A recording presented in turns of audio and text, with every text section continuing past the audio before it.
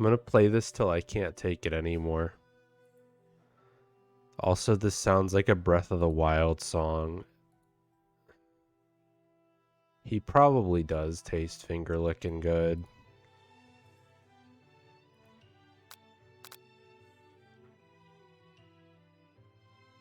I'm crying and cooming. Let's not do that in this stream. There's plenty of time to cry. No time to coom. You don't want to be all wet and sticky before you meet Colonel Sanders, now do you? Also, when I loaded up this game, I had my headphones over there on my record player, and it was so goddamn loud. I don't know why, so I had to lower it down. So if it's too quiet, let me know.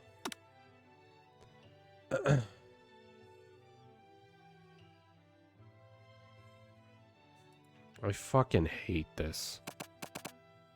You know what? No, my name's Tinkles. Welcome, chef. This is like... It dropped to 18 frames? What the fuck? It's at 3. How demanding is this game? Jesus Christ. Alright. How you feeling, Ryder? I'm gonna play this, and then I'm gonna play Rocksmith. I want the Colonel Special Gravy. Luchador, how's your mom? Did you make your trip yet, or? Because that feels like it was a while ago we were talking about that. Okay. Let's do this. I probably should have got water or something. Also, I meant to put lotion on my hands. Oh well. Not for that reason. On the back of my hands, they're ashy. Alright. What does this button do? You sleep softly as the morning sun casts a warm glow through the window of your modest student apartment. The world is peaceful and serene. You could stay in the moment forever. Or you could wake up. Now. Your first day of culinary school is no time to sleep in.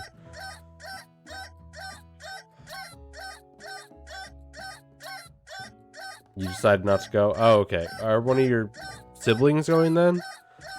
And you got sick from eating? Can you taste things? Oh my god. Okay. Throw the clock, smack the clock, up and at him. Lost about 10 pounds? Heck yeah. Well, that's a positive. That'll happen when you don't feel like eating. Lying in bed, you stare at the ceiling, thinking about everything that awaits you at the prestigious University of Cooking School Academy for Learning. Your mind begins to wander. Who will be there? What will you cook? What should you wear? Time begins to fly by, and you find your imagination getting away from you. You need to take this seriously. I'm all about business, okay? Tinkles, I better make sure to arrive prepared for the first day. You bust through your morning checklist. Teeth equals brushed. Hair equals combed. Pits equals deodorized. Nothing can stop you now. You confidently grab a biscuit, strut out the door, and head off to class. I can't enjoy the taste of mash and gravy. It's okay. Imagine eating some Kentucky Fried Chicken. Just what you needed to get your blood flowing.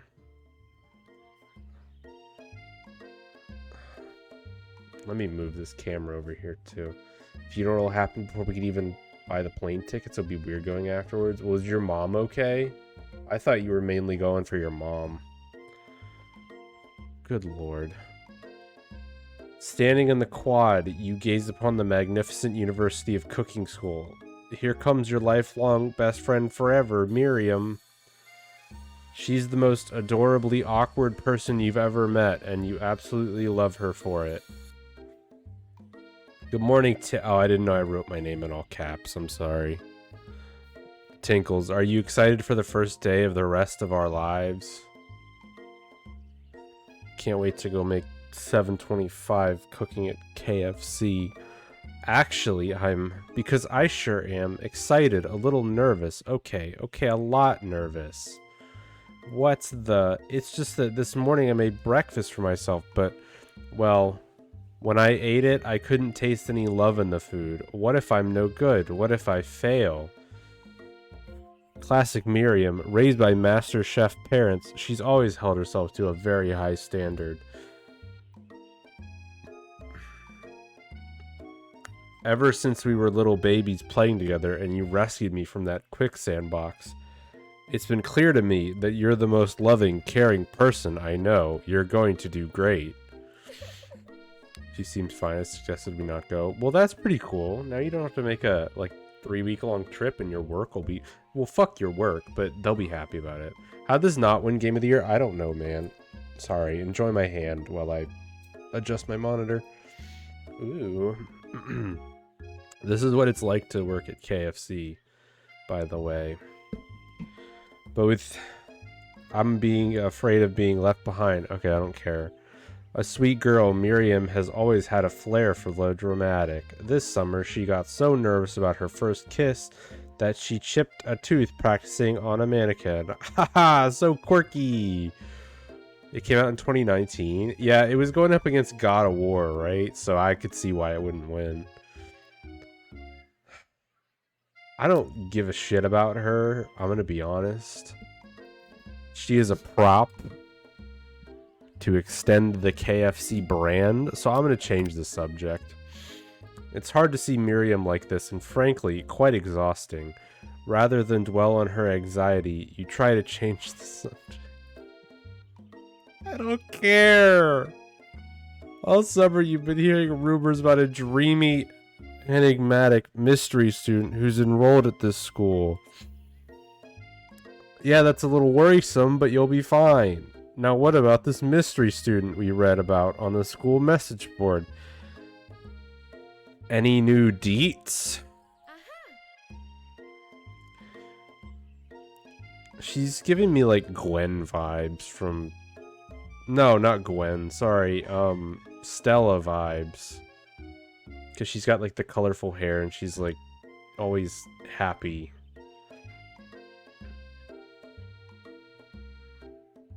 That's just a better game. Oh, alright.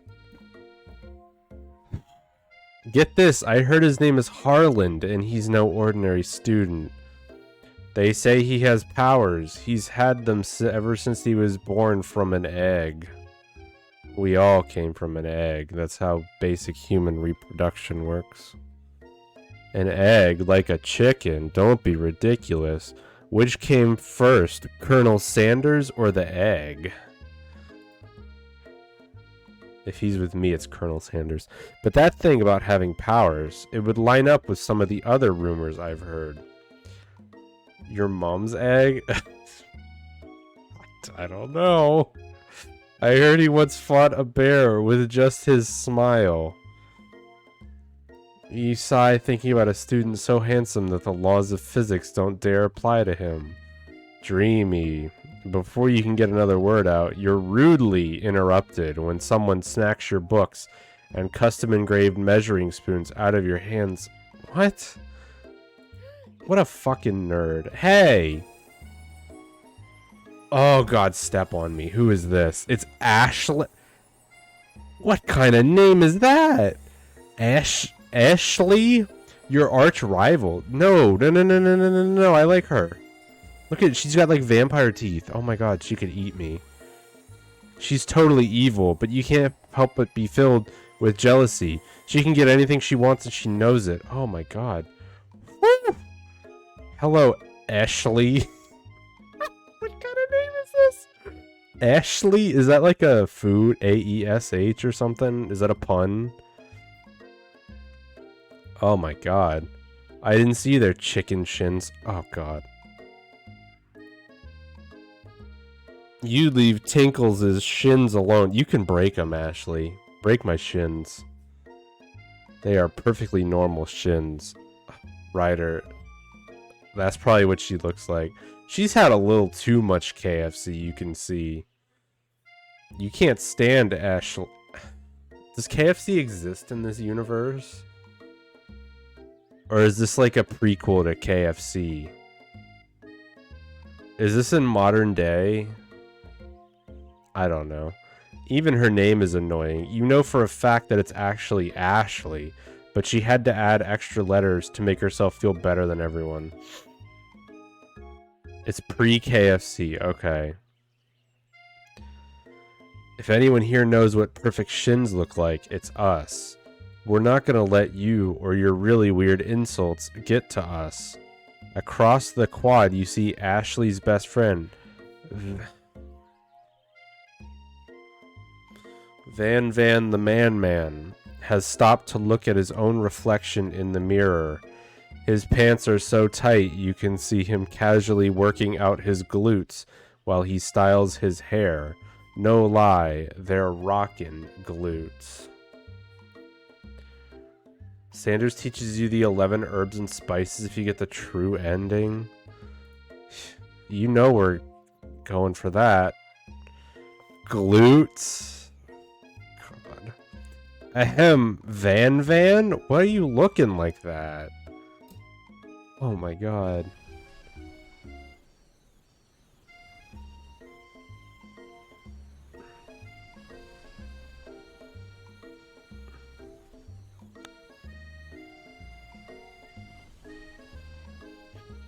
This is the worst piece of corporate propaganda I've ever seen in my life. This is the most disgusting, blatant fellow kids advertisement I've participated in. Jesus Christ. This is like the Grubhub commercial. My body left me. Stop. We're here for Ashley. All right? You rang. He looks like a Team Rocket grunt.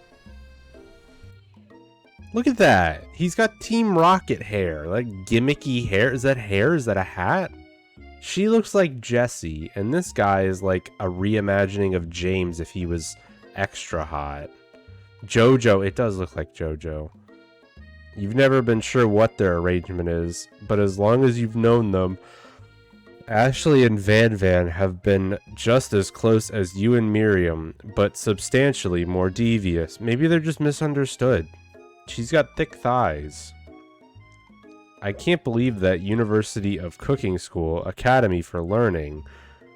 Why don't they just call it University of Cooking or something? Would ever allow people like you to attend as students. I know, right? You'd think they'd just hand us our diplomas now.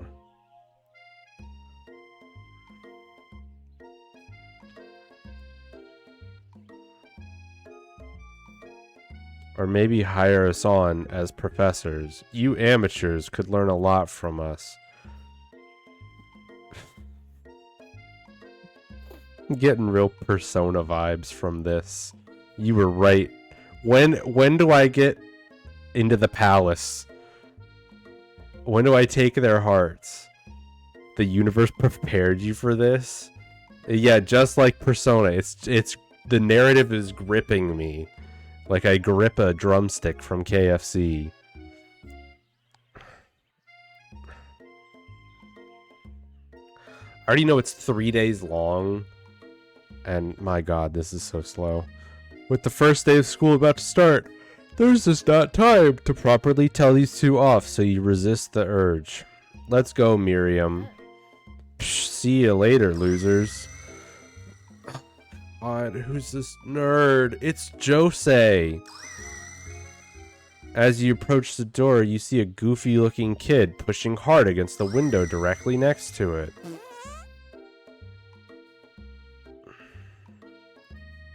Oh no, he farted and shitted at University for Cooking.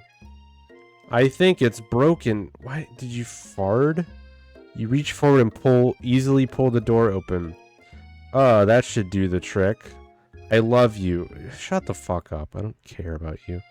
I think you mean thank you. My name is Pop. I was named after my Pop. He's old. Just click fast forward. This is important. Ashley is Lady On, Miriam is the cat, and Van Van is Ryuji. Could someone like this also be a student at the school? His name tag clearly says Bob, but I guess he's reading upside down. Is he some kind of extraterrestrial being? I'm Tinkles, so... Are you gonna make me hold this door all day? Nope. With that, the young man walks into the building ahead of you. Is there like full penetration in this, or are we wasting our time? Is it just me, or is he kind of cute? He's a minor! He's literal child. Oh, dude, this is a Persona reference. You're in the back just like Joker. Oh my god. And the teacher's up front just like Persona. Who's this? This looks like Autodidact Gamer all grown up right here. Oh no. Wait, what? What the fuck is this? Why are you clipping things from this? I should have... Oh, he farted and shitted at university for cooking. Hang on. My, sounded like my gain was... Oh! My gain is all the way low. I wonder if the Colonel has a knife. God damn it. I hope he does.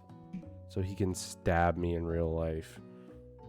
You know what? I'm just gonna eat Omega Gain. Yeah, it sounds like my gain is incredibly high. Sorry, I don't know what that is. It's all the way at the bottom. Hi, Junker. I'm sorry you had to be here for this. Does it sound like my gain is higher or lower now? Because it was all the way to one side. Anyways, we were just playing Persona 5. Higher? It sounds like the gain's higher. Oh. So this is all the way low. I don't know. Oh god. Gain best. I'm gonna just have to listen to it later on.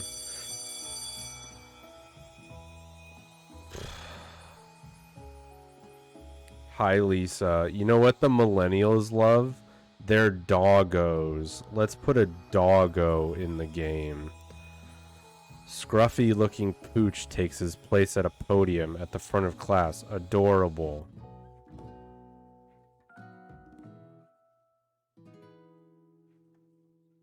Is this like Hogwarts? Is he gonna transfigure himself?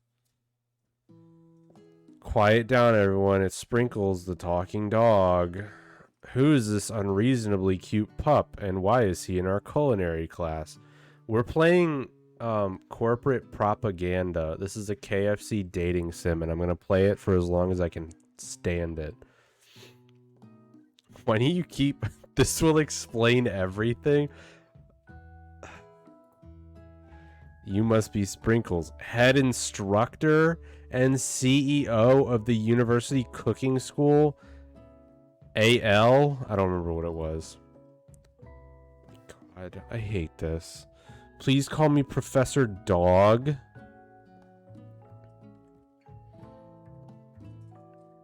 That's like your teacher being like, hey, my name's Mr. Smith, but call me Mr. Human.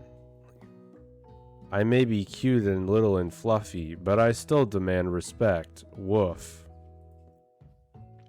What? A cute dog is our professor? This is the best school ever. This will explain the owl.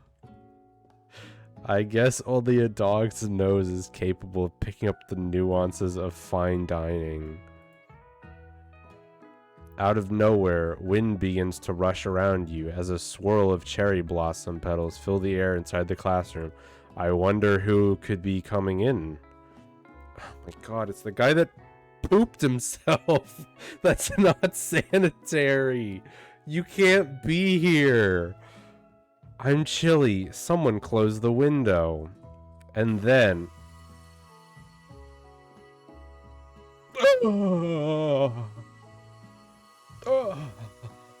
Oh, sorry guys. He walks in.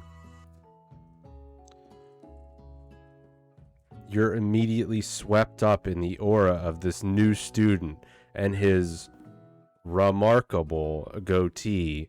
Who knew anyone could be so handsome? Time stands still. I hate this screenshot. This is disgusting. It's him. If it isn't my favorite student, Harland. I thought we were all new students. So he's a second year, I guess.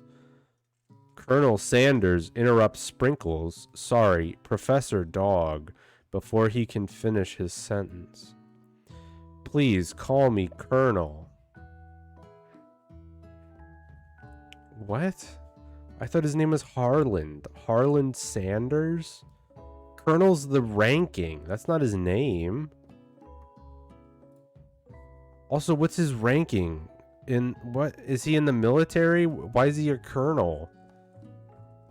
Wait, call me Colonel. Colonel Sanders. He fucking did call you that.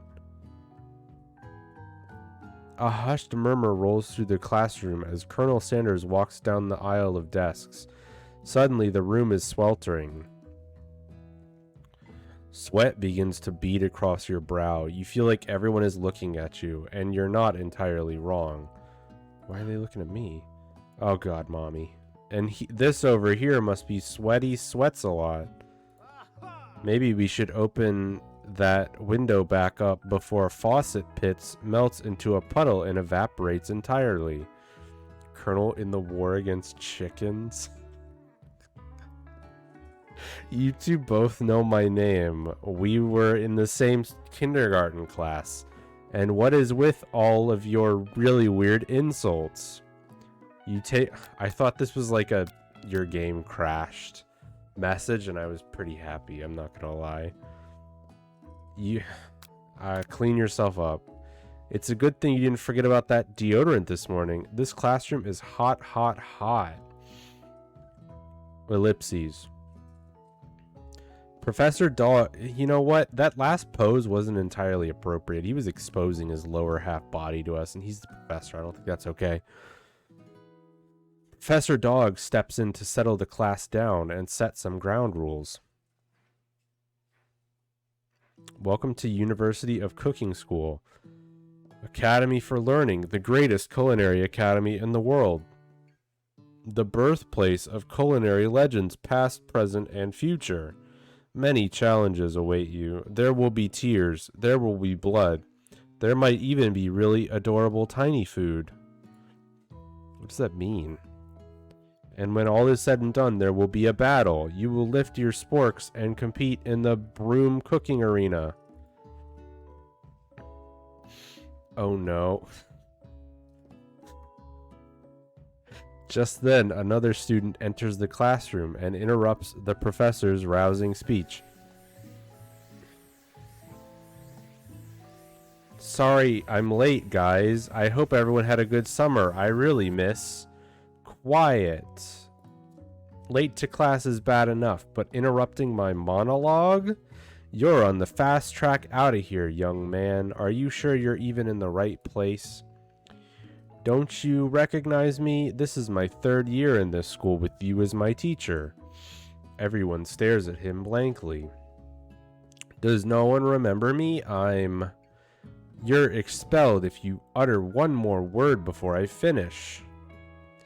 Let that be a lesson to you students that tardiness is unacceptable. Even Clank made it here on time, rolling halfway across town on his tiny wheels. You turn to see the student Sprinkles is referencing, who appears to be some sort of industrial kitchen appliance. They're really going with all the characters. Bzzzt, whir, wow. The classes burst into laughter. That's not very nice. Oh, Clank, you rascal. Sprinkles walks into the classroom as everyone stands in silent obedience. When he gets to you, he lifts his nose into the air and takes a deep sniff.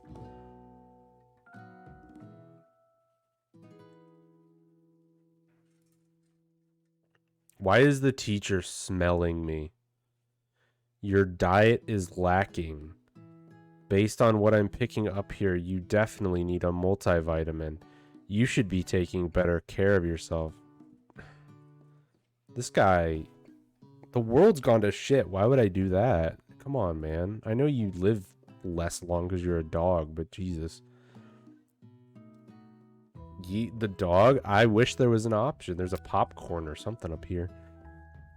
You've never had a talking dog as a teacher before, but Sprinkles' reputation for being smart but tough is well known.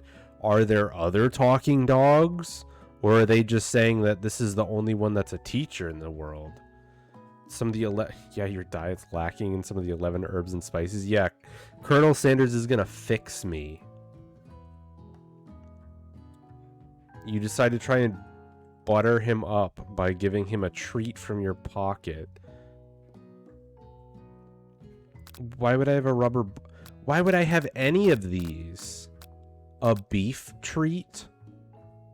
Chicken's kind of healthy. Oh, and it's KFC, so...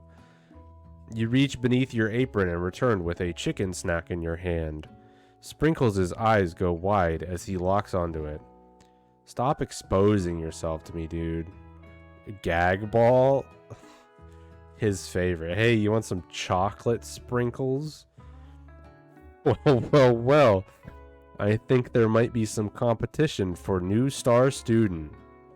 The furry professor immediately devours the snack, leaving your hand slick with a coating of warm doggy drool. I don't like that. You see the other students eyeing you jealously. I don't want to be licked by my teacher, but pay no mind to them. If they wanted to succeed in life, they should have learned the importance of carrying a range of dog treat flavors on them at all times. I always carry a beef treat. Yeah. You know, for those rare opportunities where a dog is your teacher. Settle down, young chefs. Take your seats and prepare to have your minds open to the amazing possibilities of culinary creation.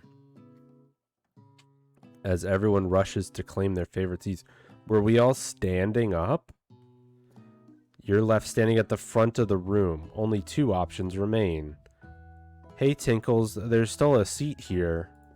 It seems that no one has claimed the seat next to me, if you're interested. No one that doesn't know you would say that. I'm gonna sit with Colonel Sanders. He's got a body, all right? Miriam is a dumb nerd.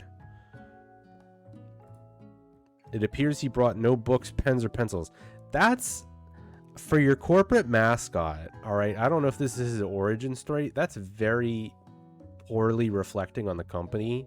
That your mascot brought nothing to be prepared. All right, as someone who through like the entirety of elementary school, middle school, and high school had to like give other people pencils because they were fucking lazy or they just never had pencils, which, you know, like economic conditions aside, I would give them a pencil and they would lose it.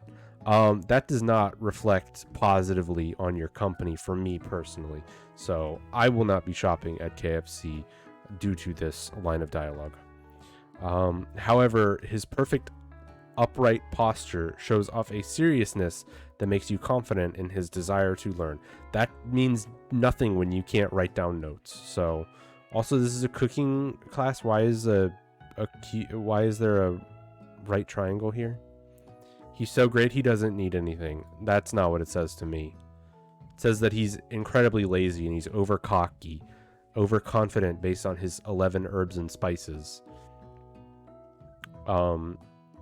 Or he's like a trust fund baby and he's going to establish a chain of restaurants with that money, and he does not need to study. Thanks for offering me this seat. Oh, dude, look at those muscles. I can't wait to play this on my Steam Deck and go to KFC while I play it. I'm gonna ban you. Sorry. That's disgusting. I've only had 2 rules. Do all you can and do it the best you can. It's the only way. Okay. This guy has some major... Like, I know that we like characters with flaws, but I don't see him really rectifying this initial impression. Like, I know he was hot, and that was, like, the main thing. But, like, he then says, Do all you can and do it the best you can. Yet he did not bring pencils?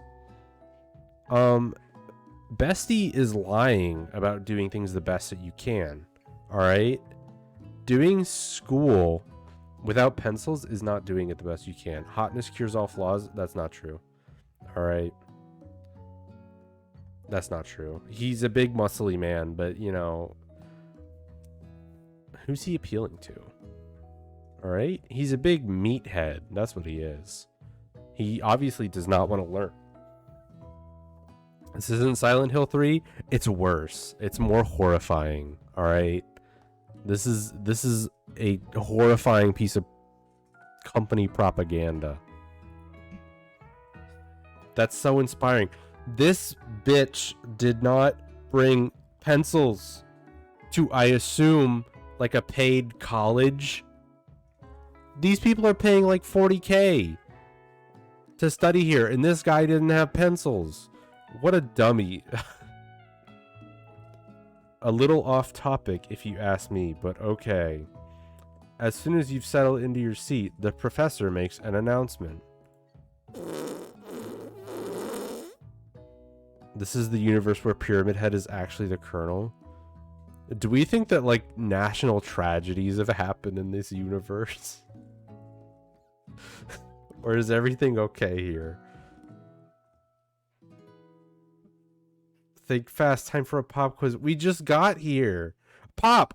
Fuck, I hate Pop. I knew they were gonna do that joke. This kid shit himself. And he's still in school. The teacher should be like, Pop, why do you vaguely smell like hamburgers and mustard sauce? That's like a couple days old. And Pop's like, I shit myself. Come on, get him out of here. Look at that, he's stained, he's disgusting. You'll be so scared you'll see no difference. Did the clip have him farting or fucking hell,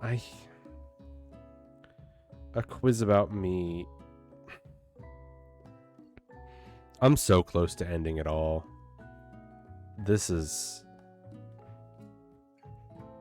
The teacher doesn't arrest... the teacher doesn't even know his name.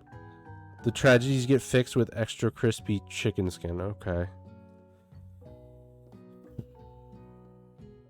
What if on this world map, like, Alaska was missing or something, implying that like an entire continent was just gone? Alaska's not a continent, I know that, but what if like Antarctica wasn't there? In the KFC universe, there's no Antarctica. Utah's missing? It might be, I don't know. Okay, this is the teacher. Who the fuck is this guy? Is this the founder of KFC? What's a Utah? That's what I'm saying. Like, it's... I don't know. Alright, if you're ready for life at culinary school, keep your knife sharp and your focus sharper. Here comes question number 1. If train A is traveling to point B and train B is traveling to point A, how important is it to wash your hands before cooking? This gives me big, like, I'm very random energy. Like, 2 + 2 = 4. So what color are the aliens' roof in the sky? God, it's extremely important to wash your hands before cooking. Yeah, Pop, you stupid bitch. How old are you? He doesn't even reply. I hate Pop. Forest is to tree as chicken is to...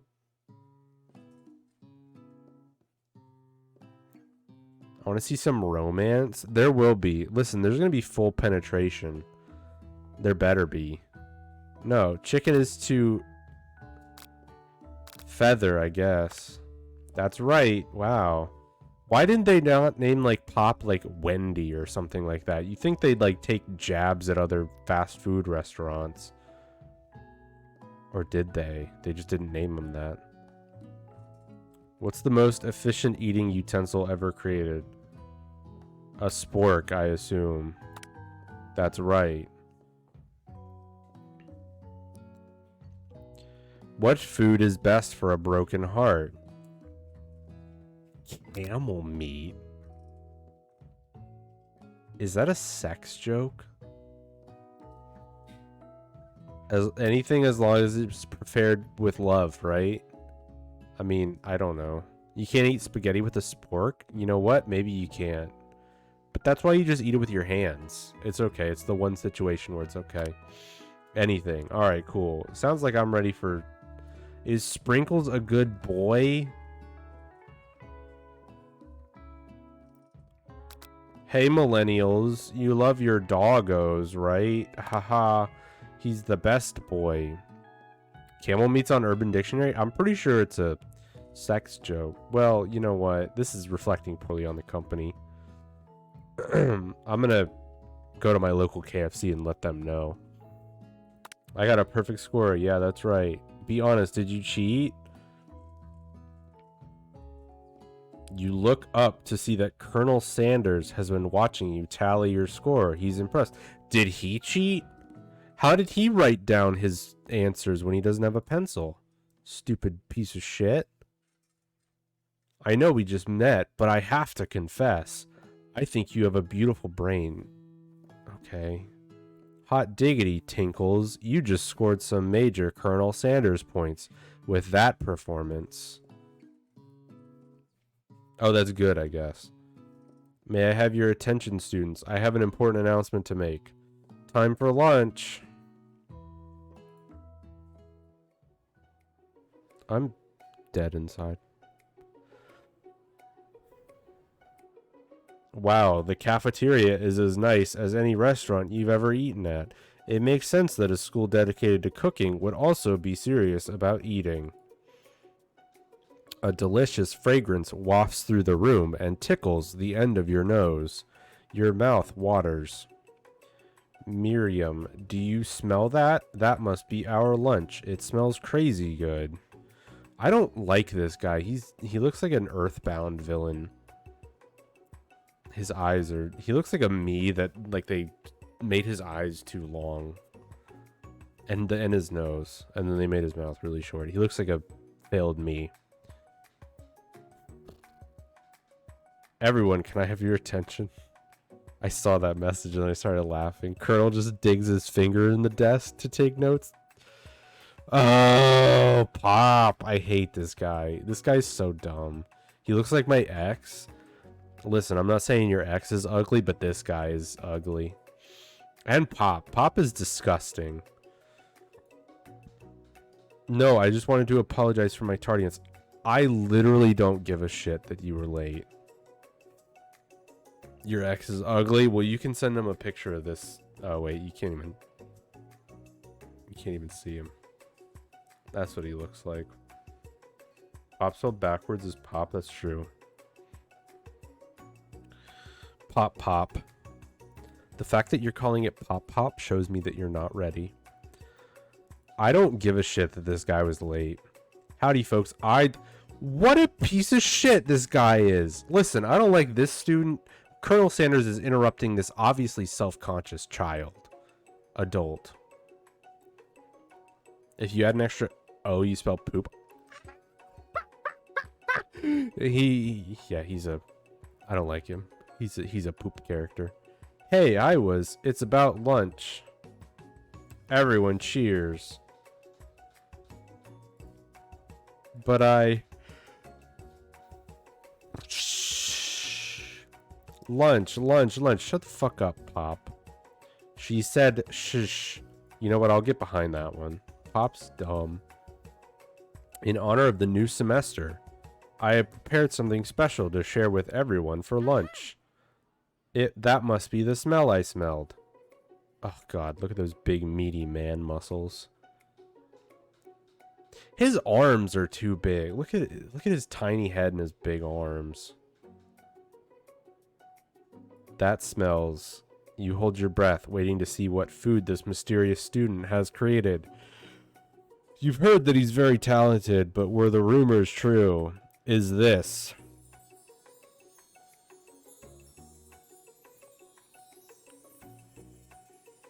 I don't know why I'm not surprised. Colonel Sanders lifts a large bucket above his head. Its contents glimmer in the light. Piled high are huge pieces of chicken, breaded and fried to a crispy golden finish. Hey guys, don't forget to buy your bucket of chicken, guys. Chicken review. He's showing us his chicken. The aroma envelops you, and you begin to feel warm and safe. Colonel Sanders has filled a bucket with chicken? What a novel concept. Your stomach begins to grumble, as if to say, stop thinking and start eating. For years, I have been developing a secret recipe for the perfect fried chicken. By my calculation, nothing less than 11 herbs and spices are required to achieve the perfect balance of flavors. You look around and notice that every other student has a pen and paper and is scribbling notes as fast as they can. I'm here for the breast. Ryder's here for the thighs. Maybe we'll see him. But that's all I'll say about that. Oh, mommy. What? You think we want your stupid secret recipe, dude? Pshaw. Nah, my dude. Nah. I'm just drafting a last will and testament in case one of those ingredients is poison. Got him. He looks around nervously to see if anyone else is laughing at his sick burn. You wait to see what zinger Ashley has prepared to follow up, but she suddenly takes a different approach. Yeah, and I was just like writing in my diary. Dear diary, today I smelled something beautiful. I knew at that moment that only the hands of a true gentleman could fry chicken so tender. I love Van Van. You know what? His name is really great. His parents just had a great name for him. You see her body language change from bitter and evil to sweet and innocent as she slides closer to Colonel Sanders. She realized that he is destined for greatness and fame with cooking skills like this. She wants him all to herself. It's okay, we can invite her to the me and Colonel Sanders party. Oh, please. Well, Van Van the Man, if you don't want any, I'll take his. Whoa, hold on. I guess I'll try it. He takes one bite and his eyes grow wide. He starts contorting his face as he tries to hold in his pure exhilaration and act unimpressed. Colonel Sanders stole his eyeballs. They're gone. Easy now. There is enough for everyone. Please, my fellow classmates, dig in. You take one of the pieces of fried chicken out of this bucket and sink your teeth into it. This is a Jim, look at disc. I fixed my poster. Wow.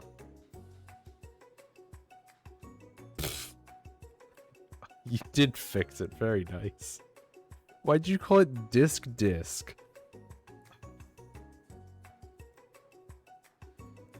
Now I had to see the Colonel Sanders fan art in my Discord. It's amazing. Oh my god, is this freaking celestial being? Tasting Colonel Sanders' food transports you to another dimension. Along with your taste buds. Gripping a drumstick in your hand, you float weightlessly. What do? I think we savor the moment and everything that it tells you about Colonel Sanders' culinary heart. I don't think he would like us trying to find out what he cooks with. What's happening here? We're ascending to another plane because we ate some fried chicken. It was free fried chicken, so I think that probably makes it better. I'm not a huge fan of fried chicken. I'm just playing this so that maybe they'll sponsor me or something. I'm going to say we savor the moment. The flavors in your mouth are beautiful, pure, heavenly. They taste like an employee getting paid $7 and probably overworked. What a guy. Alone with the flavors, you feel something that can only be described as love. For a man, for a flavor, are they the same? Oh no, our feelings have emerged. After tasting his food, you try to get some one-on-one time with Colonel Sanders. It was the Colonel's chicken. Yeah, I'm making sure that everyone gets value from their subs. It's been 50 minutes of playing this goddamn game, and it feels like years.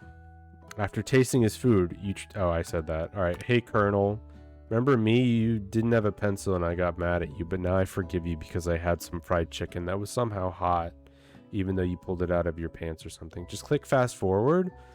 But we're gonna miss all the lore. I don't care if it was cooked with his special herbs and spices. It was just chicken. I'm glad my pride went to this. Colonel, I wondered if I could talk to you for a second. Anything for a fellow chef. What exactly was on that chicken? Haha, how bold to come out and ask. Where did you get this? It's an idea I had for a new Alright, thank you, Junker. God, that kind of scared me. That will make me my fortune and establish my legacy for all time as I open a chain of highly successful fried chicken restaurants. No big deal. It's just you and me here talking. I can keep a secret. In fact, I've got some of my own that I'd be willing to trade. Who let Pop back? Yeah, Pop's shitting over here. What's the rush? The semester is only getting started. We've got 2 more whole days to get to know each other. He's clearly not going to give it up easy, but it doesn't hurt to be resistant. Wow, that's an innuendo. Listen, if he's not comfortable with giving it up, you don't harass him for it. You know what they say about secrets, Colonel? Shouldn't learning be fun? You've got moxie. I'll give you that. Colonel Sanders looks both ways to make sure you're truly alone, and then leans in. You can feel his warm breath as he whispers. Hope this man's brushing his teeth.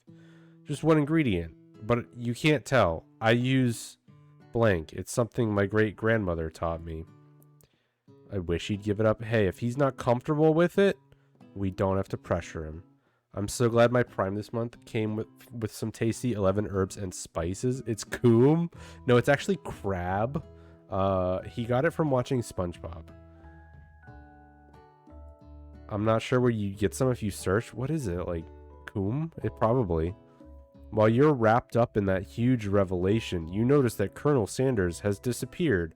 While everyone else is still in the cafeteria, you decide to look for him. You find Colonel Sanders outside, standing in the quad. Oh, it's you again. Howdy. Sometimes I like to come outside and look at the school buildings. I think about how my story will continue on after I've graduated. It sounds like you have big plans, Coomer Sanders.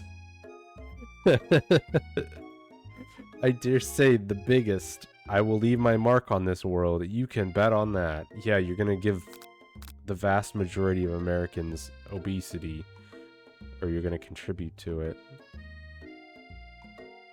Fast food, guys. You got to do the voices. I am doing the voices. They're all very uninspired and kind of depressed. That's my take on the character. He's very show-offy, but deep down he's very depressed.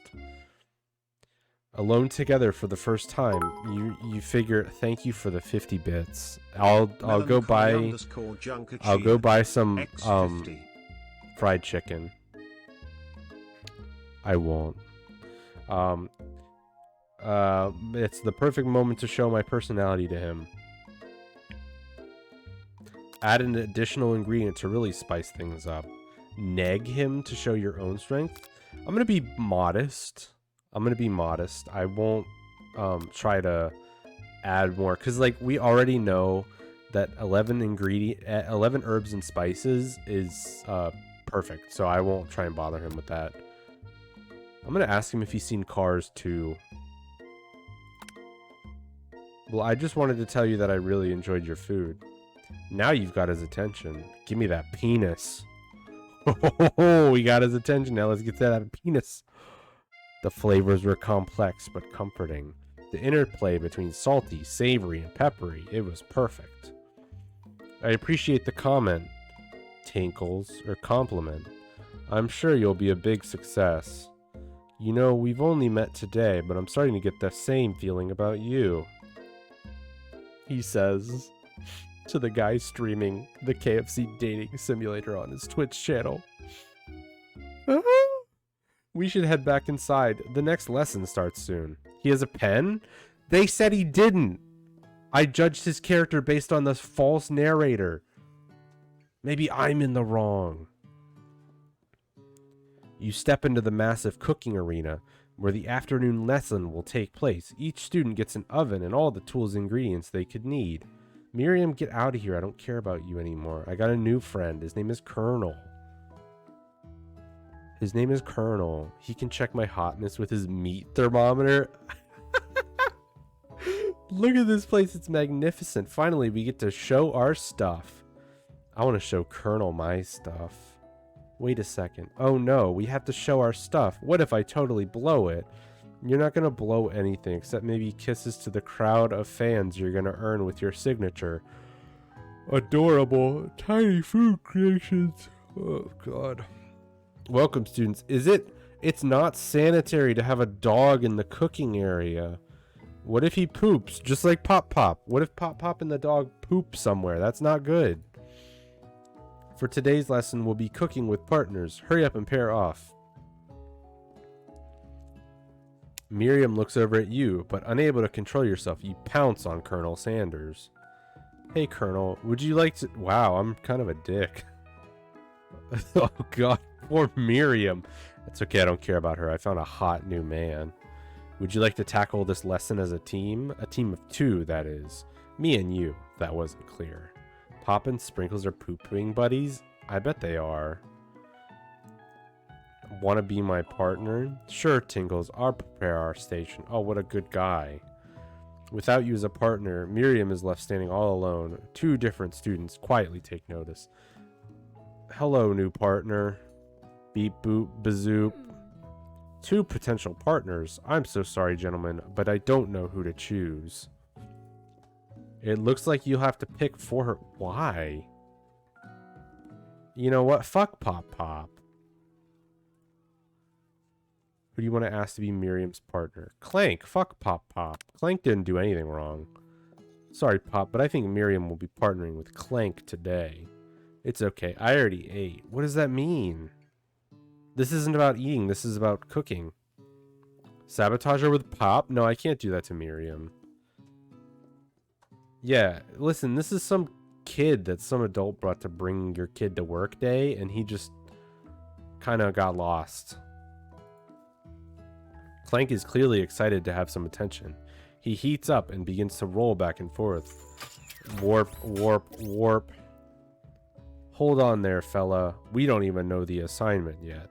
Technically, Clank might not have a face, but there's something charming and earnest about him. Bzzzt. Tissue? I hardly know you. Haha. What? Clank judders and a panel shakes loose. You get the impression that this is a sign of affection. Looks like you two will be fine. Stop referencing your Shrek video. No.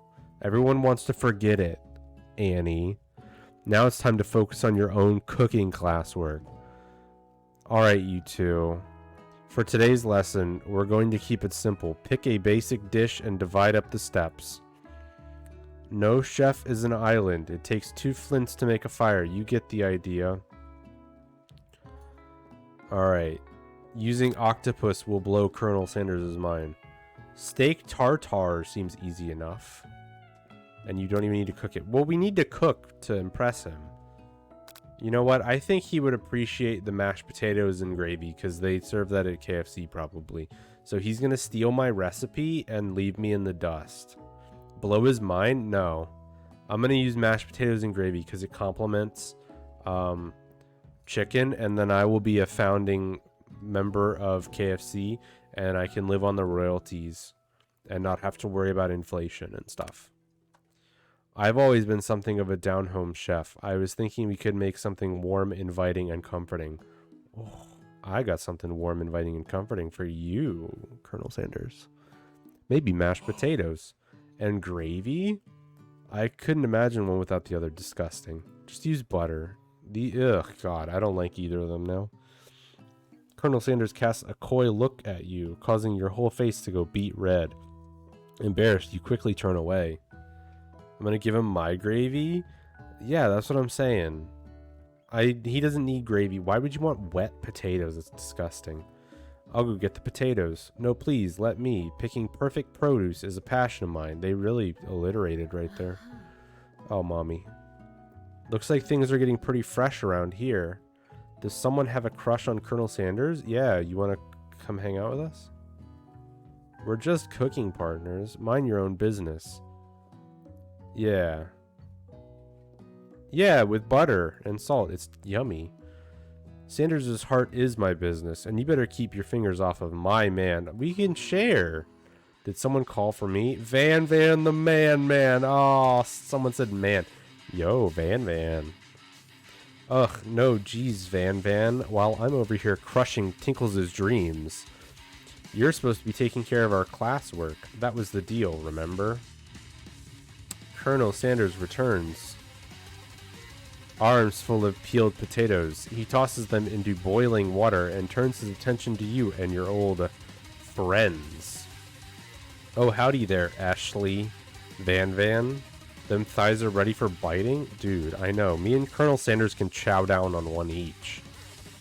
Are we working in a quartet instead of a duet now? Wow, look at that word choice. Actually, no. It looked like Tinkles was struggling, so we offered to give them a hand. You know how it is. These young amateur chefs need a lot of mentoring. I was going to say, Colonel Sanders, maybe I could also teach you a thing or two about fancy food. Maybe one day you might be able to get up to my level. Ha, doubt it. Don't be rude, Van. Personally, I have no doubts whatsoever about Colonel Sanders' ability to concoct creations worthy of admiration. After all, your fried chicken was quite spectacular. Someone wrote this song and knew it was going to be a banger. This sounds like it could be on the Doom soundtrack. But Colonel, if you ask me, I might make a better partner for you than this thing that has positioned itself at your station. Thighs like that, Van has something going. Van, Stan. Don't you feel deep down that we cast complementary shadows? We fit together. Like a thigh and a drumstick. It just makes sense. Nothing about this makes any sense, but one thing is clear. She's coming for Colonel if you don't watch out. Ashley is really going at you hard. You need to ask for some backup here before things get ugly. Turn to Colonel Sanders, hunk of hunks, in your time of need. Turn to Miriam, your forever bestie who always had your back. I'll turn to Miriam. Alright. You turn to Miriam, and as soon as you find her, she senses it and looks back. This girl's friend in need radar is second to none. She immediately comes running over. Is somebody threatening my friend? I will destroy them. I actually think that Ashley and Van were just leaving you in the dust, vis-a-vis my skill as a chef, perhaps. But stepping away from this competition, you are sorely mistaken.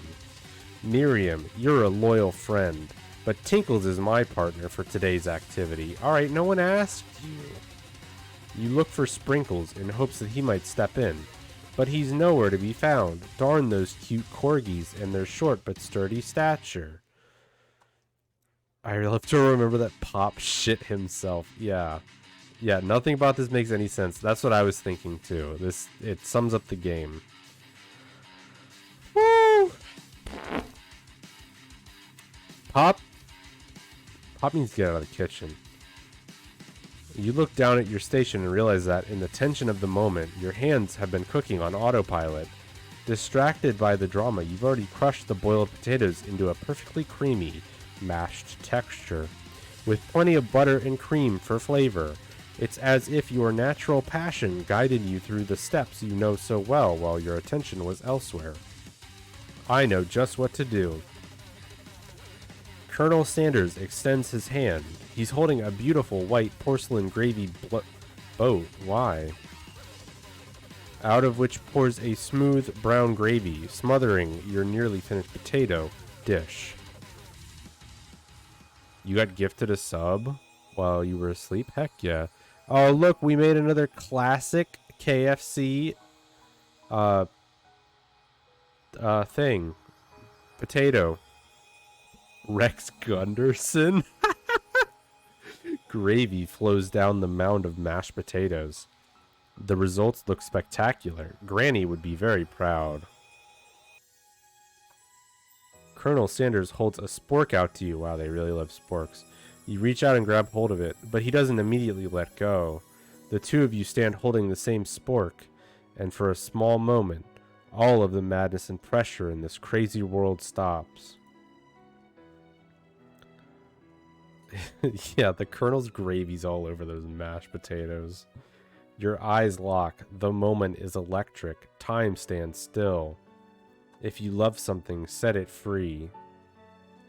Together, you dig the utensil into the mashed potatoes and lift a heaping sporkful up when you see Ashley with a sinister look. You know she's plotting against you to be with Colonel Sanders. And then, filled with rage and without thinking, you fling the sporkful of mashed potatoes right into her Ashley's stupid, beautiful face? Van, do something, do something. I'm getting hungry. Listen, don't get KFC, because then I will feel personally responsible for you getting advertised to. Scooping up a fingerful, Van tastes the dripping mashed potatoes and gravy and realizes that it's delicious. Horrified by this revelation, he slinks away. Will he ever be able to cook something with so much love and integrity? Hold on right there, Tinkles. We do not waste food in the broom cooking arena. Colonel Sanders, I expect better from you. If you throw one more spoonful... Actually, it's a sporkful, so get your facts straight. You both better be prepared to eat it from wherever it lands. Oh, I'm gonna dump the whole thing on Ashley. Oh, God, I want to do it. Dump it all on Ashley. Oh, my God, please. Oh, Sprinkles, you don't know what you did. Fuck off, Pop. No. Stop it. You're ruining it. Pop, get out of here. Can I has potatoes face? No, Pop. That's a JoJo. Come on, man. Van rushes back over, a covered dish in his hand. Is that an axe? Mashed potatoes with gravy? Pathetic. In just a few minutes, I prepared a full meal. Gaze upon my specialty, braised tentacle of octopus in my silky saltwater sauce, plated on a battle axe blade, forged by my supreme chef ancestors. I'm the #1 streamer of this game. Honestly, it's all thanks to y'all. I wouldn't be the #1 streamer of this game without you all here, so thank you. I hope I'm making this enjoyable, even though this is... Who is this guy? Is this Wendy's? Like, who is this guy? We don't even have his name. Is he the quiet kid? What's gonna go on in the last day? You've ignored me for too long. That ends now. It is I who will have first bite, and you will all look on with envy. Wendy's is supposed to be the thick lady? God.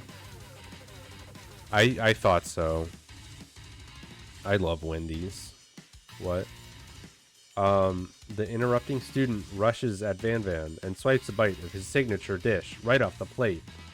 No, don't. Something about this dish doesn't strike my nose quite right. I think the octopus was rushed and may have turned in the process. The results could be toxic. This is the quiet kid, and I don't know what he's gonna do. Too late. It has been eaten. I think I left something in the oven. I don't feel so good. He just ate. It killed him. What?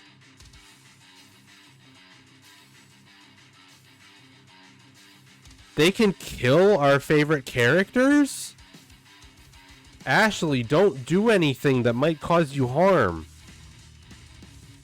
Oh my god, Ashley. Please keep her safe. Everyone step back. Don't take another bite. When you look back at... Thank God, Pop's gonna die. Thank God, no one likes him. When you look back at the plate, the rest of it is gone. You notice the tip of the tentacle being slurped up in Pop's mouth. Pop winces in pain just for a moment, then is almost immediately back to his oblivious self. Oopsie. Tastes like poison.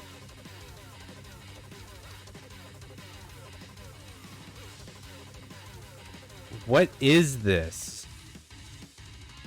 The entire class has gathered to watch Pop's final moments. Shock has frozen the whole crowd. They are as motionless as statues. The class bell rings, disrupting the moment and snapping everyone back to reality. It would appear that Pop's enthusiasm for trying new things, despite obvious danger, has inoculated him against poisons of all kinds. Well, I'm kind of upset about that. Megan, hey! I'm sorry you have to see this. Is Pop gonna shit again? I mean, he's gonna have a poisonous shit, and then maybe he'll eat that. Okay. Why did this guy die? I'm not sure the professors here make enough money. You're a dog. Hello? I just turned into a ghost over here. Seeing that you're shaken up by that really annoying student and all his nonsense, Colonel Sanders approaches you. I'm sorry you had to go through that. Please let me walk you home. What? Like for real? Oh, come on. Was that Ryuji? He said the thing. He said for real. Did they kill him? I swear to God. Van is Ryuji. I won't stand for this. So, you follow Colonel Sanders out of the room. For real? I know. At night, the school building has taken on yet another vibe entirely. It's dark and more than a little spooky. Colonel Sanders stands in the quad's neon glow and speaks softly. Those mashed potatoes you made in class today. Before you go on, I want you to know they're not a great representation of my skills. Ouch. I didn't even realize I was making them. They were amazing. Tasting them, it reminded me of why I became so passionate about food to begin with. Colonel Sanders is getting choked up. Cooking is obviously important to him, in a way that you find inspiring. Now it might be the perfect time to tell him you're developing feelings for him. Colonel Sanders? Yes, Tinkles? There's something I need to tell you. Van, you cockblock. Yo, Van's packing. Look at that outline right there. Oh my god. It's kind of square or rectangular, but dude's packing some schmeat. There's something I need to tell you first. Oh, geez. You see, when I was just a boy, I had a dream that one day I would be the greatest chef in the world has ever seen. Wait, is this Star Hardee's?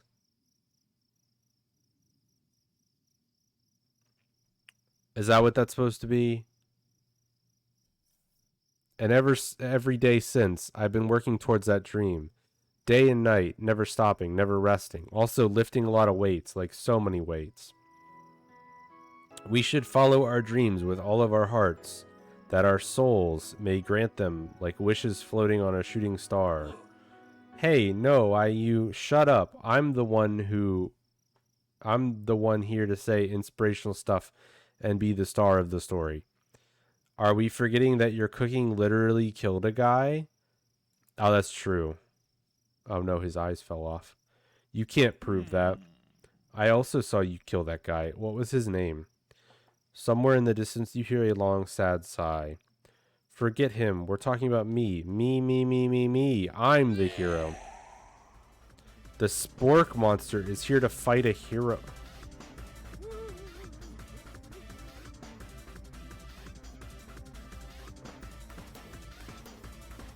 Okay. I think I left the fridge door open. Later, nerds. The spork monster. How dare you threaten me just as I was letting down my guard and connecting with another chef on an emotional level.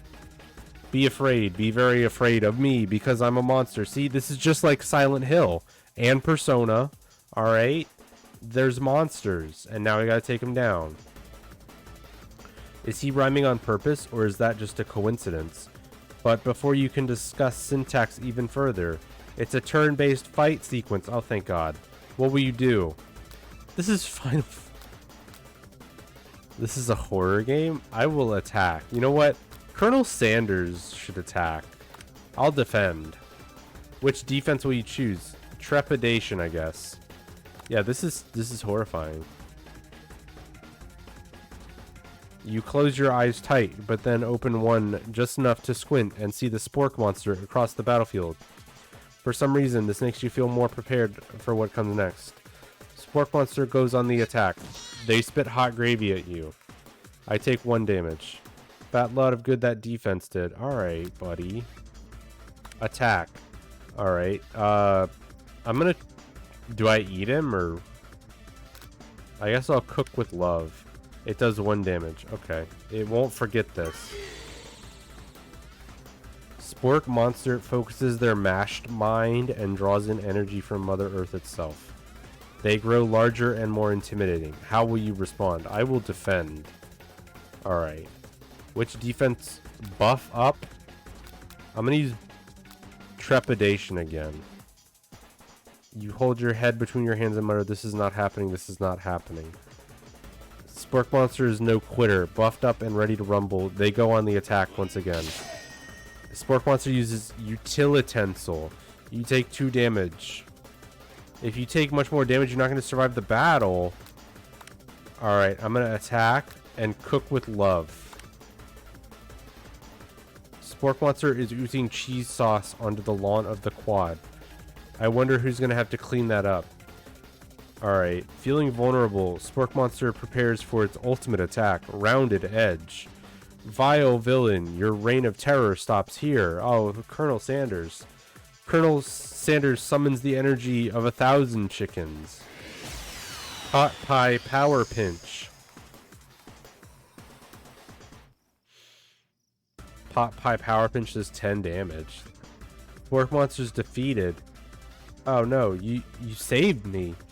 An injured spork monster spews steam into the night.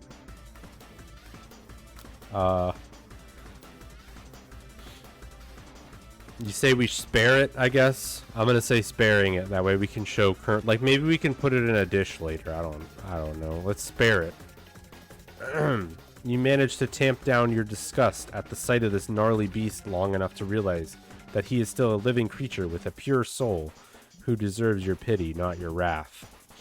Be gone, beast, and don't you dare come back for a follow-up encounter tomorrow. Oh.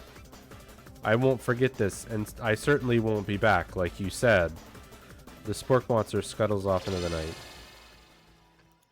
The defeated monster left behind a special item. It appears at first to be a cookbook, but upon closer inspection, it's so much more. It's a book of magic spells with a golden chicken on the cover. You open the cover and find a library card tucked inside. The last name to have signed it out is Borko. Oh, I wonder if that's the dog. Ad time? Alright, buddy.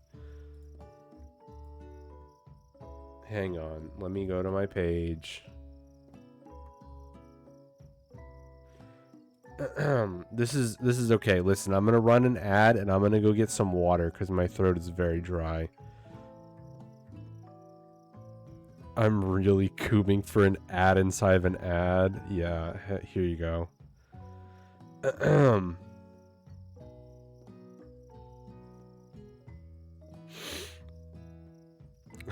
Didn't think I'd find a game with as good of a story as Spiritfarer, but this might be it. Honestly, this blows Spiritfarer out of like the out of the water, man. I cried for Spiritfarer, and this is just so much more. All right, let me go get some water real quick. I'm thirsty.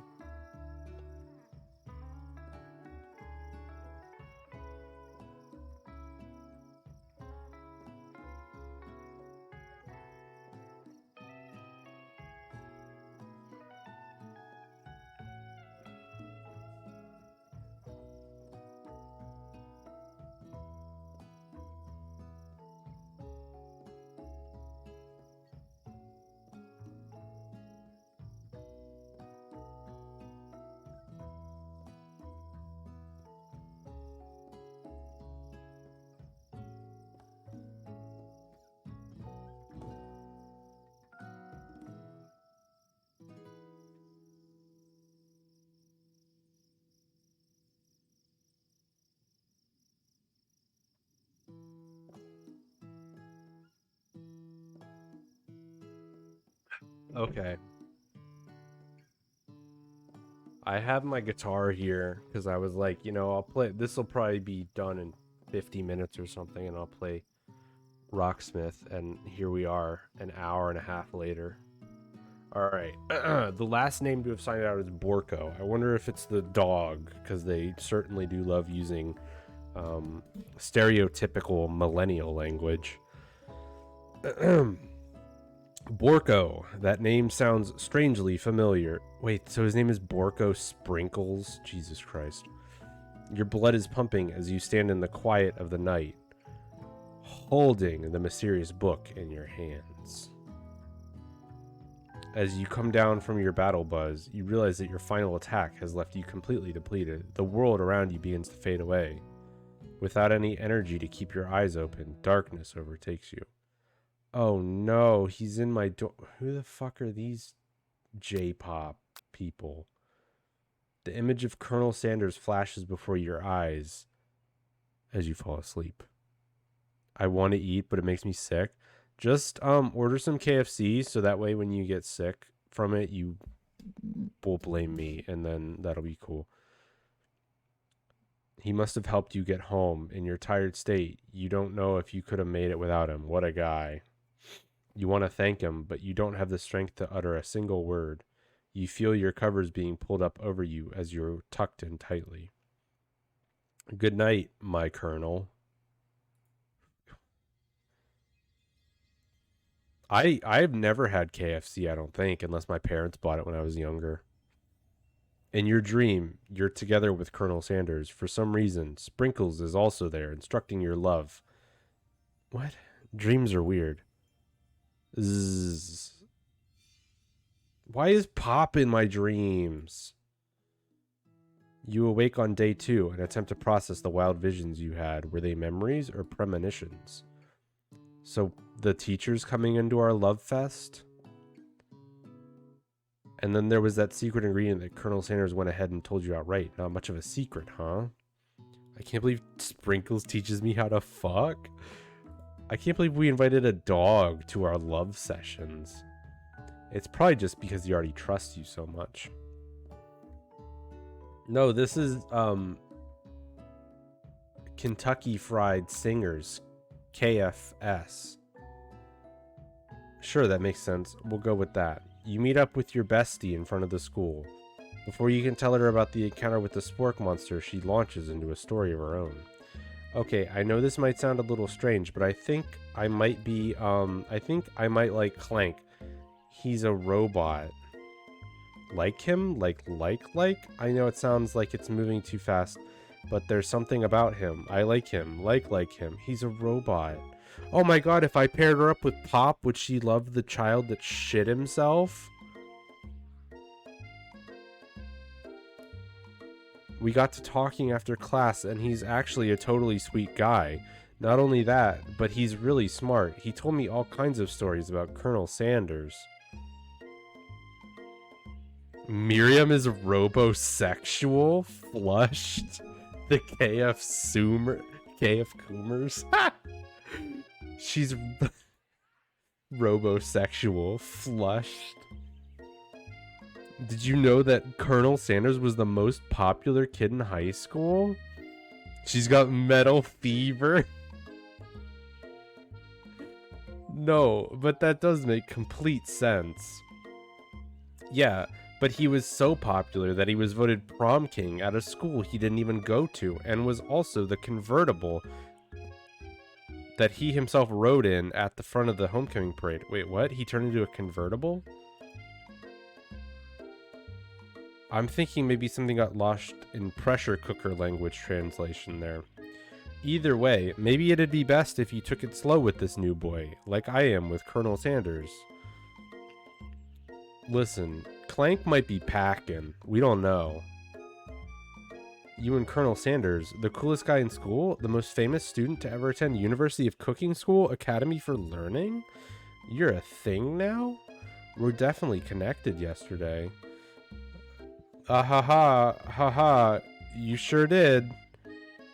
Or sure you did. You're great. Why wouldn't he be into you, I guess? Laughing at the implication that you and Colonel Sanders might be a thing is definitely not cool. You are great. You have an idea about how to prove that your love is real. Well, if he's not into me, why did he tell me one of his secret ingredients? Your bestie's eyes light up. A secret ingredient? Yeah, I just said that. A secret ingredient. Is there a dramatic echo in here? Miriam checks to make sure you're alone before continuing. Ellipses, but longer? So this summer, while I was on vacation with my family, a lovely man approached me in the botanical garden where I was wandering. This can't be good. He told me all about his passion for spices, secret spices. The man even gave me some to show me what he meant. He said it was a powder created from super duper rare dried flower petals, and that if I did him a big favor, I could have some of his own. That sounds terrible. Please, Miriam, don't tell me. So I filled my suitcase with them and brought them home. He was so nice, he even met me at the gate when I arrived. Later, when I cooked with them, a very strange feeling came over me, and the flavor was unlike anything I'd ever tasted. I think you're being very liberal with the meaning of spices here. Oh, no! Conservatives when Miriam's being very liberal with the meaning of spices here. Ah! Whatever. Anyhow, we both share an interest in cooking. So we've stayed in touch, you know, like pen pals. I bet he would love to know more about new spices. Is this a side quest? Well, I'm definitely not supposed to share Colonel Sanders' secret recipe, and besides, I only know the one ingredient, so I doubt it would be much use to anyone. Please, please, please, please? It would mean the world to me. No one has to know it came from you or from Colonel Sanders. I will not. Colonel Sanders would not like me giving up his corporate information. Make up a fake ingredient. You quickly think of a fake ingredient name. I don't know, how about... It was Eye of Newt. I know, sounds like some kind of witch's potion, but what else can you do? Eye of Newt. Wow. Her eyes light up imagining such a thing, and you figure out that you've satisfied her curiosity and she'll move on.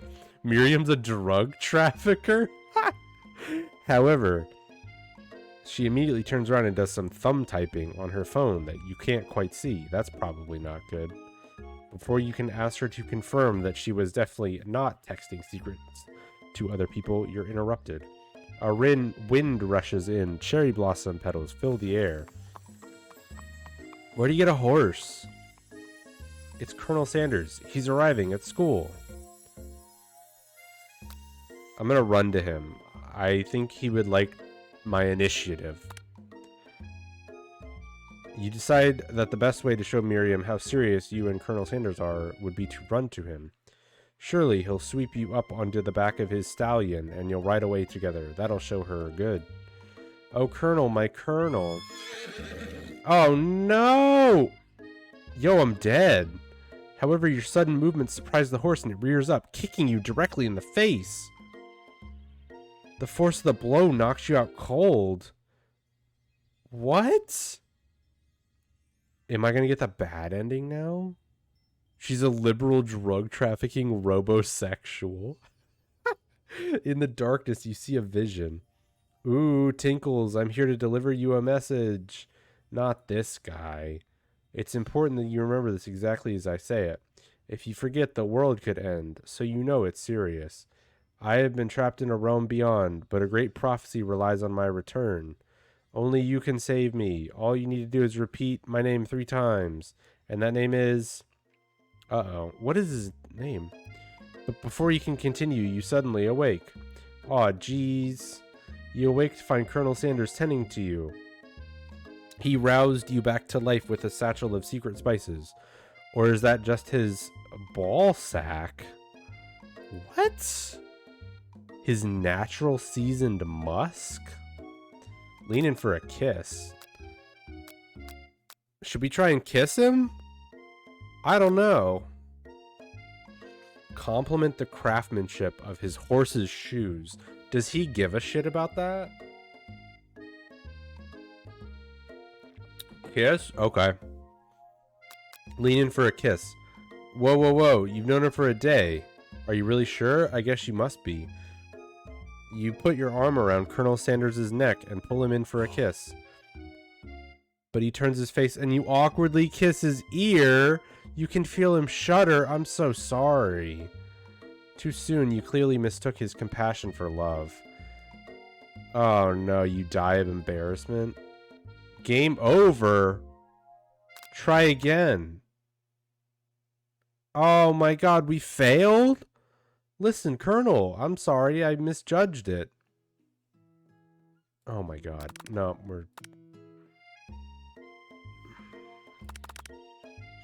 I can't believe we had to compliment his horseshoes craftsmanship. Listen, I know the Colonel. He wouldn't give a shit about that. Alright, I'm gonna stand back. Oh, okay. So he just sends the horse back and then I lose the ability to speak. Okay. I didn't realize anyone was watching. Don't worry, he knows his way home. You attempt to compliment Colonel Sanders, but the words don't come out exactly right.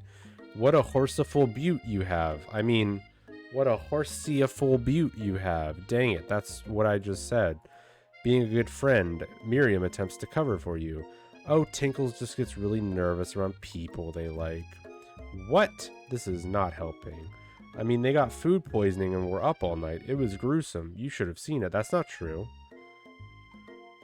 Colonel Sanders was with me all night. We were banging. She gives you a wink and a smile as if to say, a situation handled. I can't blame a girl for trying. And with that, Colonel Sanders disappears into the school, leaving you and Miriam to follow. When you enter the classroom, you see your two rivals, Ashley and Van Van, are doing something bad. By the way they're hiding, you know it must be really bad. Like counterfeiting recipes bad. Uh-oh. Uh-oh. You try and get a peek over Van Van's hulking shoulder. But he sees you coming. Whoa there, little one. I'm not sure you're ready to handle this. Why don't you make like a bee and mind your own wax, honey? Tell them to stop acting immature. You immediately dress the rivals down for their immediate behavior. God, I want to dress them both down. Culinary school is to be respected. This kind of nonsense is a waste of everyone's time. Now you've upset them. Oh, and you're the emperor of cooking, are you? You make the rules? I'm not sure you'd know a good meal if it ate you. Being the best chef in the world takes more than culinary skills. It takes creativity. It takes panache. You killed someone. Oh, well, he did. It doesn't hurt to use a little evil. You finally get a look at what it was they were hiding, and you instantly recognize it. It's a book, just like the one you found after your encounter with the spork monster. That's the same book that I found last night in the quad.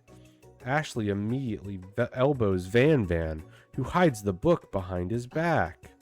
I don't know what you're talking about. That book is a family heirloom, and its contents are secret. You notice that they haven't just been studying the book. They've got Pop pinned to the wall, and they're tossing potato skins at him as he tries to catch them in his mouth. He deserves it. He's still got a cheese stain on him. God, Pop.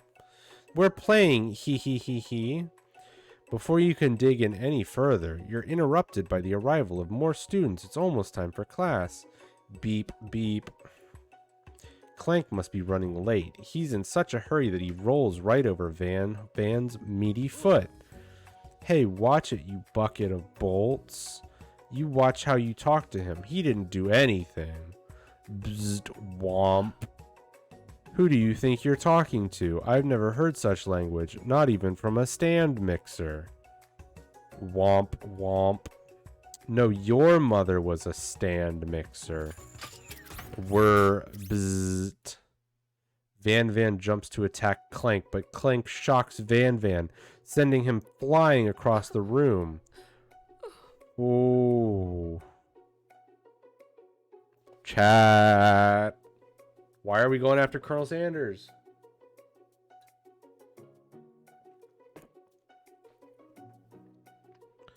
Protect me, Colonel Sanders. These crazed men are about to come to blows. I think it must be over me, but I'm not interested in either of them.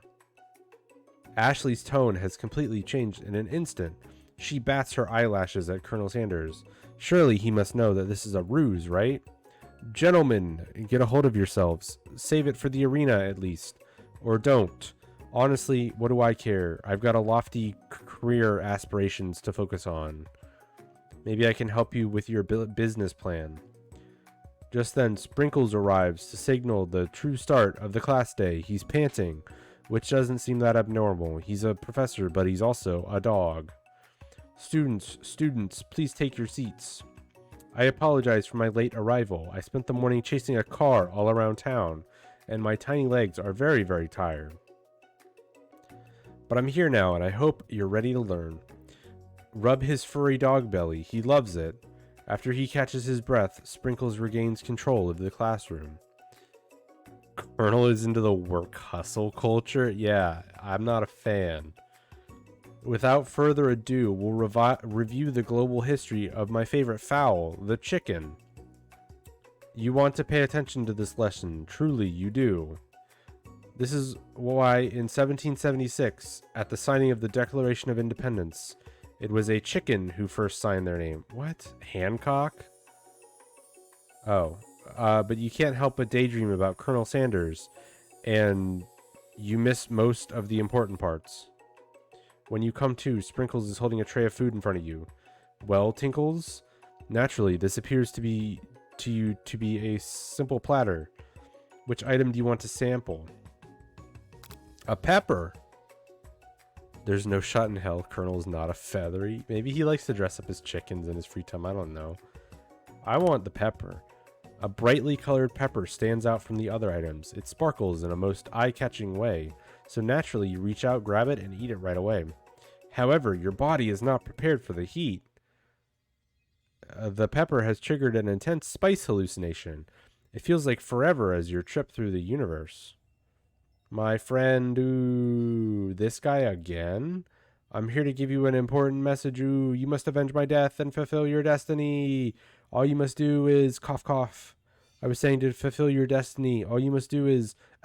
Sorry, I think I still got some spice stuck in my throat. It's fine, I'll work through. To fulfill the prophecy. You feel yourself begin to regain consciousness. Oh, man. You come to and find everyone is staring at you. That pepper was the last of its kind on Earth, and now it's gone forever. I'm sorry, what? Why did you have it? You think to yourself, geez, I should pay better attention.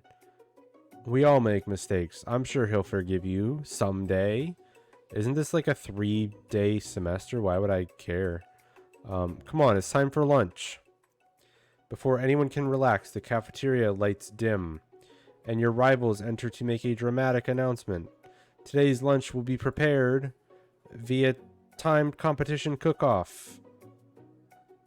The level of theatrics with these two is off the charts, and we're going to step up and tell them you're on. A bit of lunchtime competition, eh? Is there not, like, staff that does this? Because yesterday, Colonel Sanders cooked for us, and I don't... Judging that this guy killed someone, I don't feel like we should have students cooking. Count me in. If I have to wipe the tables with you fools before I set my lunch down on it, then so be it. I'm not the fool, you're the fool, fool. Good one, Van Van. I like your gumption, Tinkles. I'll be watching your performance. Just as things reach a boiling point, Sprinkles steps in. Surely he'll put a stop to this madness. Now, students, please settle down. This is a lunchroom, not a sportsing court. Haha. Finally, a little sense. You breathe a sigh of relief. Team Rocket, more like Team Poultry. Jesus Christ. I pity the fool. Well, we're not the fool here. Ashley and Van Van are the fools. At least not until we turn on the timer. Timer ready. Just then, a huge light blasts you in the face, flashing the words timer ready. That's what I'm talking about. Aru. I stand corrected. The hard way builds solidly a foundation of confidence that cannot be swept away. And that's an original quote by me, in case anyone was wondering. I hope its message lifts you to victory. Like a diamond, I was formed under pressure, and now is my chance to shine. Oh god, does she have handcuffs? No, that's a cleaver. Never mind. I will defeat you myself. You had his chicken, and you made mashed potatoes and gravy on day 1. And you're feeling like you can really impress him again.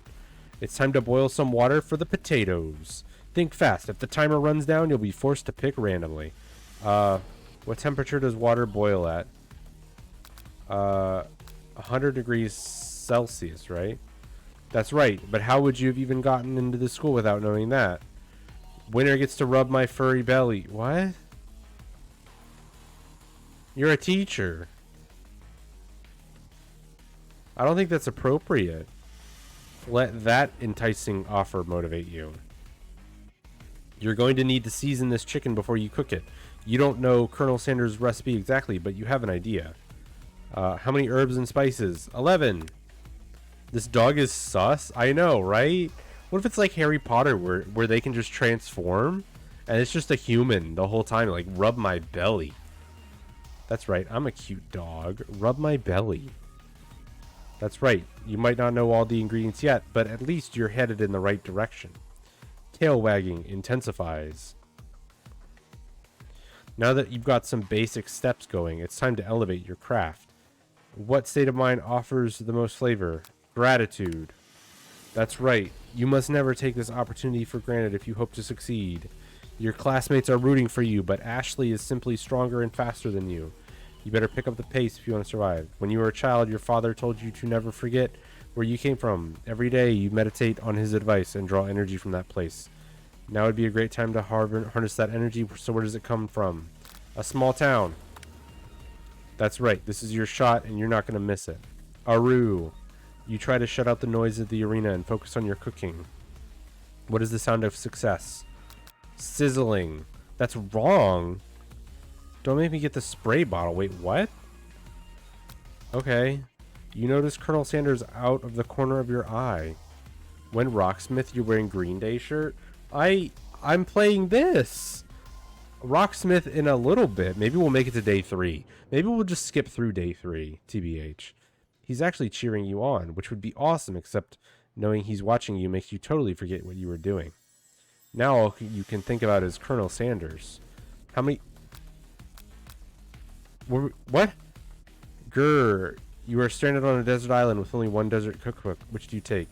What a hunk. I know, right? You know what? Shouldn't you be focused on the challenge? You're falling behind. We're in a gondola. Okay. What does that have to do with crafting spectacular fried chicken and delicate based biscuits? Woof. I'm struggling to keep up. At the next station over, Ashley's already begun plating elements of her dish. It's colorful and complex. To make up time, you toss your biscuit dough into a stand mixer. As you do, the crowd gasps. Yikes. Zzz, I know you love nothing more than stealing a fellow appliance utilized in a kitchen battle, but sometimes that means sacrificing the personal touch. You might not have any hands, but Tinkles does, and a good chef needs to be touching the dough to know when it's properly mixed. There's an easy way and a hard way. You don't get far by going the easy way. When you hear everyone talking, you realize how serious your error was. I was thinking about Colonel Sanders. I'm sorry. You immediately shove your hand into the mixer to rescue your dough before it's overmixed. Tinkles, no! But you're not fast enough. And your hand gets stuck. It's immediately crushed by the quickly spinning beaters. There's no way you'll be able to use that hand for the rest of the match. Colonel Sanders shakes his head in shame. What you often find is that the easy way can turn out much, much more difficult. So I crushed my hand. Everyone stop what you're doing right now, because I got one question wrong. The sound of success wasn't sizzling. It can't be. I was so close to finishing my dish. Sweetheart, look at your hand. You simply can't go on. Ugh, that's too bad. And here I am with a completed dish. Ready. She crushed me. I'd love for her to crush me. Surely that makes me the winner by default. No, it wouldn't be fair to compare the two on account of Tinkles' injury. You see, Sprinkles begins to lick his doggy chops as he locks onto the dish. But I suppose you should at least tell us what you prepared. Well, because I'm the sweetest, I skip straight to dessert.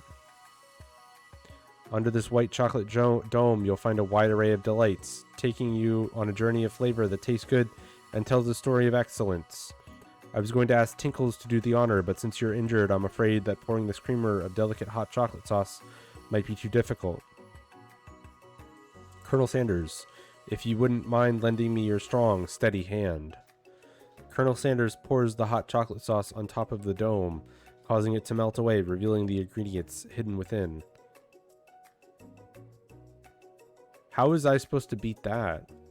Inside, you'll find a delicate fried cheese croquet atop a slice of honeycomb, ice cream 2 ways, tender nougat, and pearls of blueberry gelée?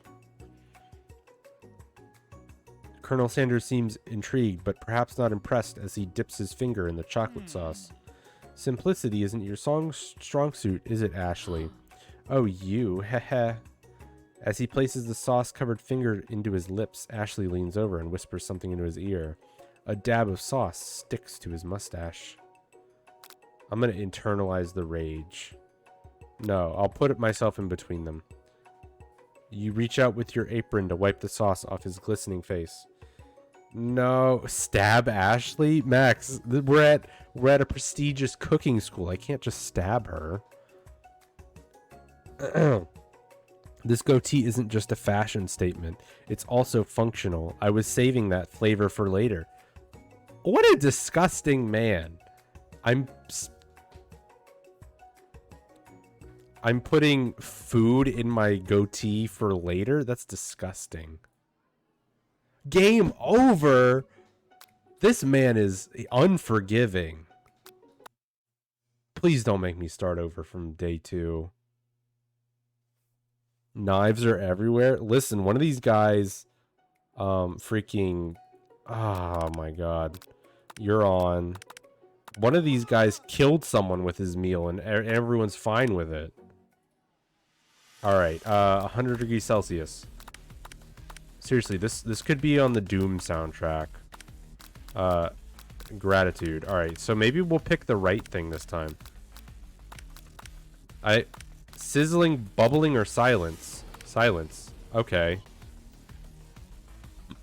I believe in you, Tinkles. He's actually cheering you on, which would be awesome, except knowing he's watching you. Okay.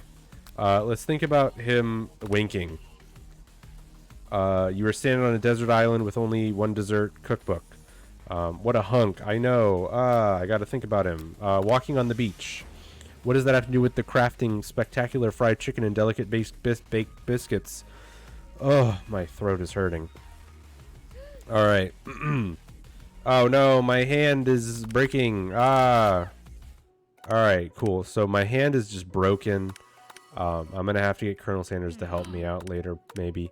I'm gonna internalize the rage. Wait. I'll just internalize the rage. Your rage burns so intensely within your eyes that they burst into flames. What?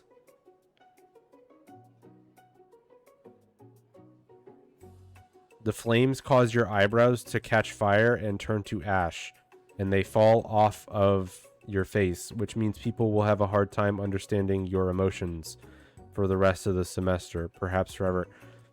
My eyeballs caught fire. Mr. Runny, how are you doing, you hottie? Wolf, I'm trying to date the hottie. Mr. Colonel Sanders. And mommy over here, but I don't think we can date her. Embarrassed and ashamed by your poor performance, not to mention your crispy fried brow, you run for the quad to be alone. Am I cheating on you? I thought you were Colonel Sanders. I'm sorry.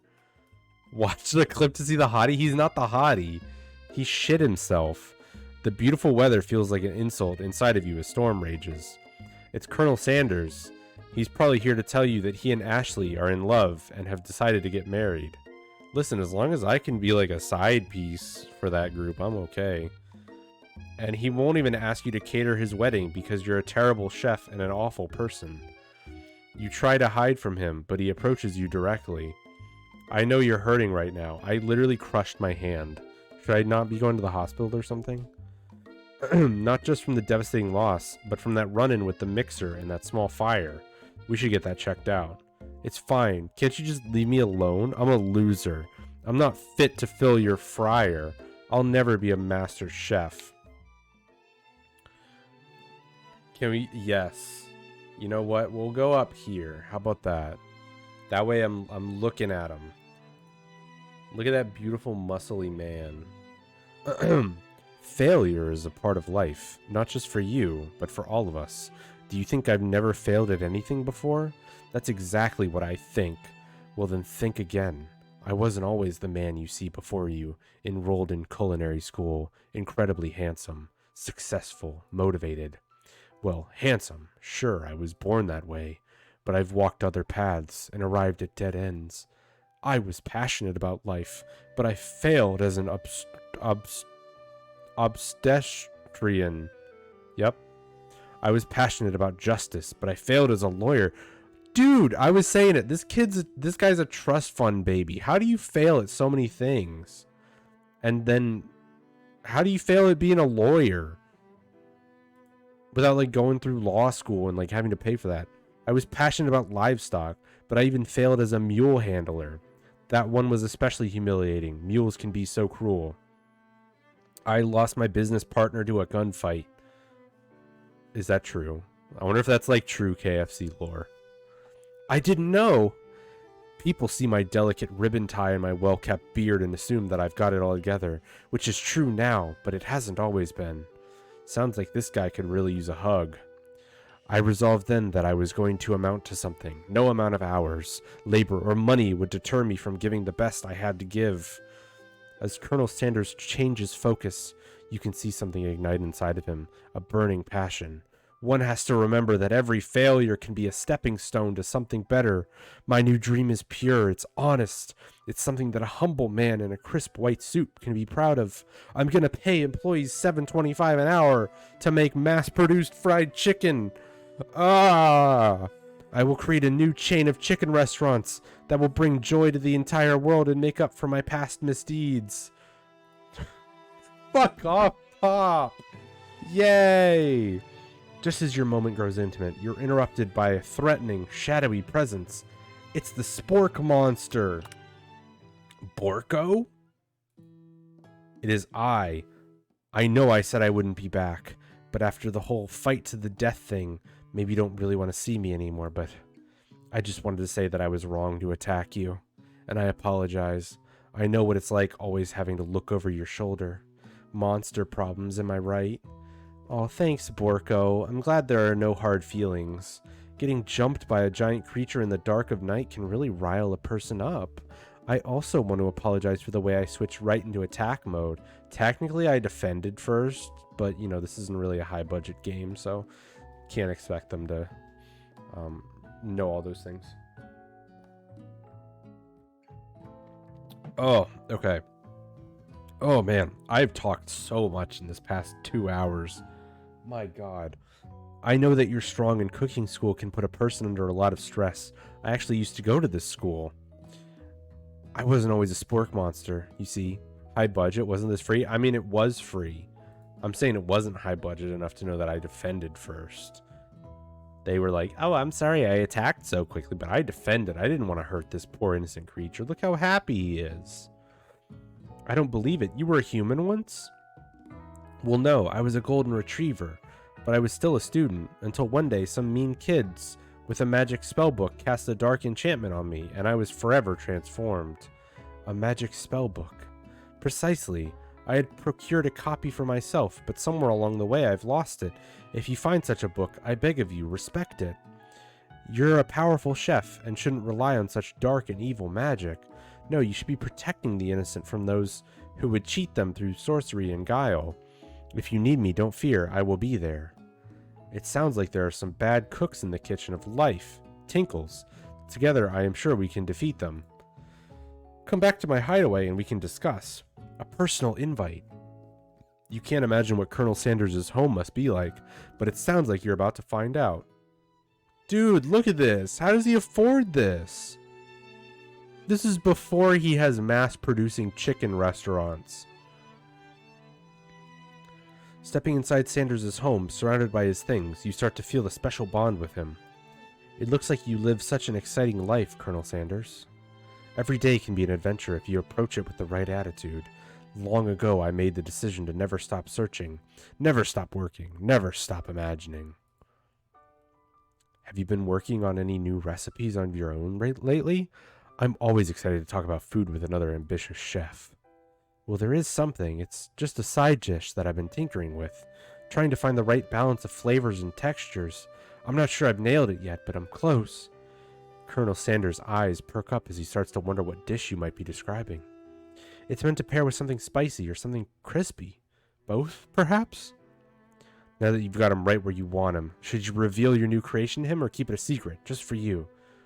I'll reveal it. Colonel Sanders is going to steal my recipes and then leave me out of the restaurant business. You decided that you're as ready as ever to share your original cooking with Colonel Sanders. Before you can talk yourself out of it, you decide to dive in head first. You reach into your lunch bag for a special dish that you've been keeping on ice all day. I present to you my original coleslaw. I don't like coleslaw. It smells bad. The shredded cabbage dish glistens in the light of Colonel Sanders' Lux hideaway. Magnificent. Together you chow down on the creamy slaw until you're just a spoonful remains in the bowl. Do you mind if I hold on to the last bite? I'd like to have it around so that I can admire its taste later and think back on this moment. You could offer to make him more, but he seems like a very sentimental kind of guy. Sure, why not? Please make yourself comfortable. I'll be back in just a moment. You realize that now would be the perfect time to do some snooping. Around the room are various items that you can look closer at. Each item seems to radiate memories and emotion. Tap on an item to discover more about the Colonel. He creamed that slaw? Look at this! This dude has like a lakeside house. You gaze out the window across the vast lake and mountain range beyond. Just then, the ghost of Student pops up. Are you thinking about heading out into the world on a quest to avenge my death? Wait, what? I never even learned your name. Why would I avenge you? I could just tell you my name right now. Can't you see I'm in the middle of something? You open the window a crack and the ghost of Student is swept out with a breeze. Alright. I love Zack Slap. That one's a good one. Hey, Zaxby's is a rival company. Stop promoting them. This is for KFC. Everyone go to KFC. If you have a KFC. I don't know if it's just an American thing. That's gross. Who keeps ice in their bag on top of that fucking slaw? Listen, I don't know why I had a thing of coleslaw in my pocket. I don't... A lock of silver hair is woven through the teeth of the comb. Upon further inspection, you realize that the hair therein isn't just silvery in color. It's actually made of spun silver. Alright, is this a D's Nuts candle? A scented candle that you pick it up and try to identify the smell. Power tool? Freshly starched collar? Piece of wood floating on a lake? Summer of 69? Ha ha ha! No, it's one of the secret recipe ingredients. It's blank. Alright. Oh no. Is that like his dad? You take a closer look at a large urn sitting on a nearby pedestal. There's a plaque on it. It's dusty, but when you wipe it off, you can read the inscription. Here it says, Here lies the ashes of all my past careers and business failures. Poor guy. Oh no. Oh, let's go. You open the door to Colonel Sanders' closet and find a row of his signature white suits hanging from within.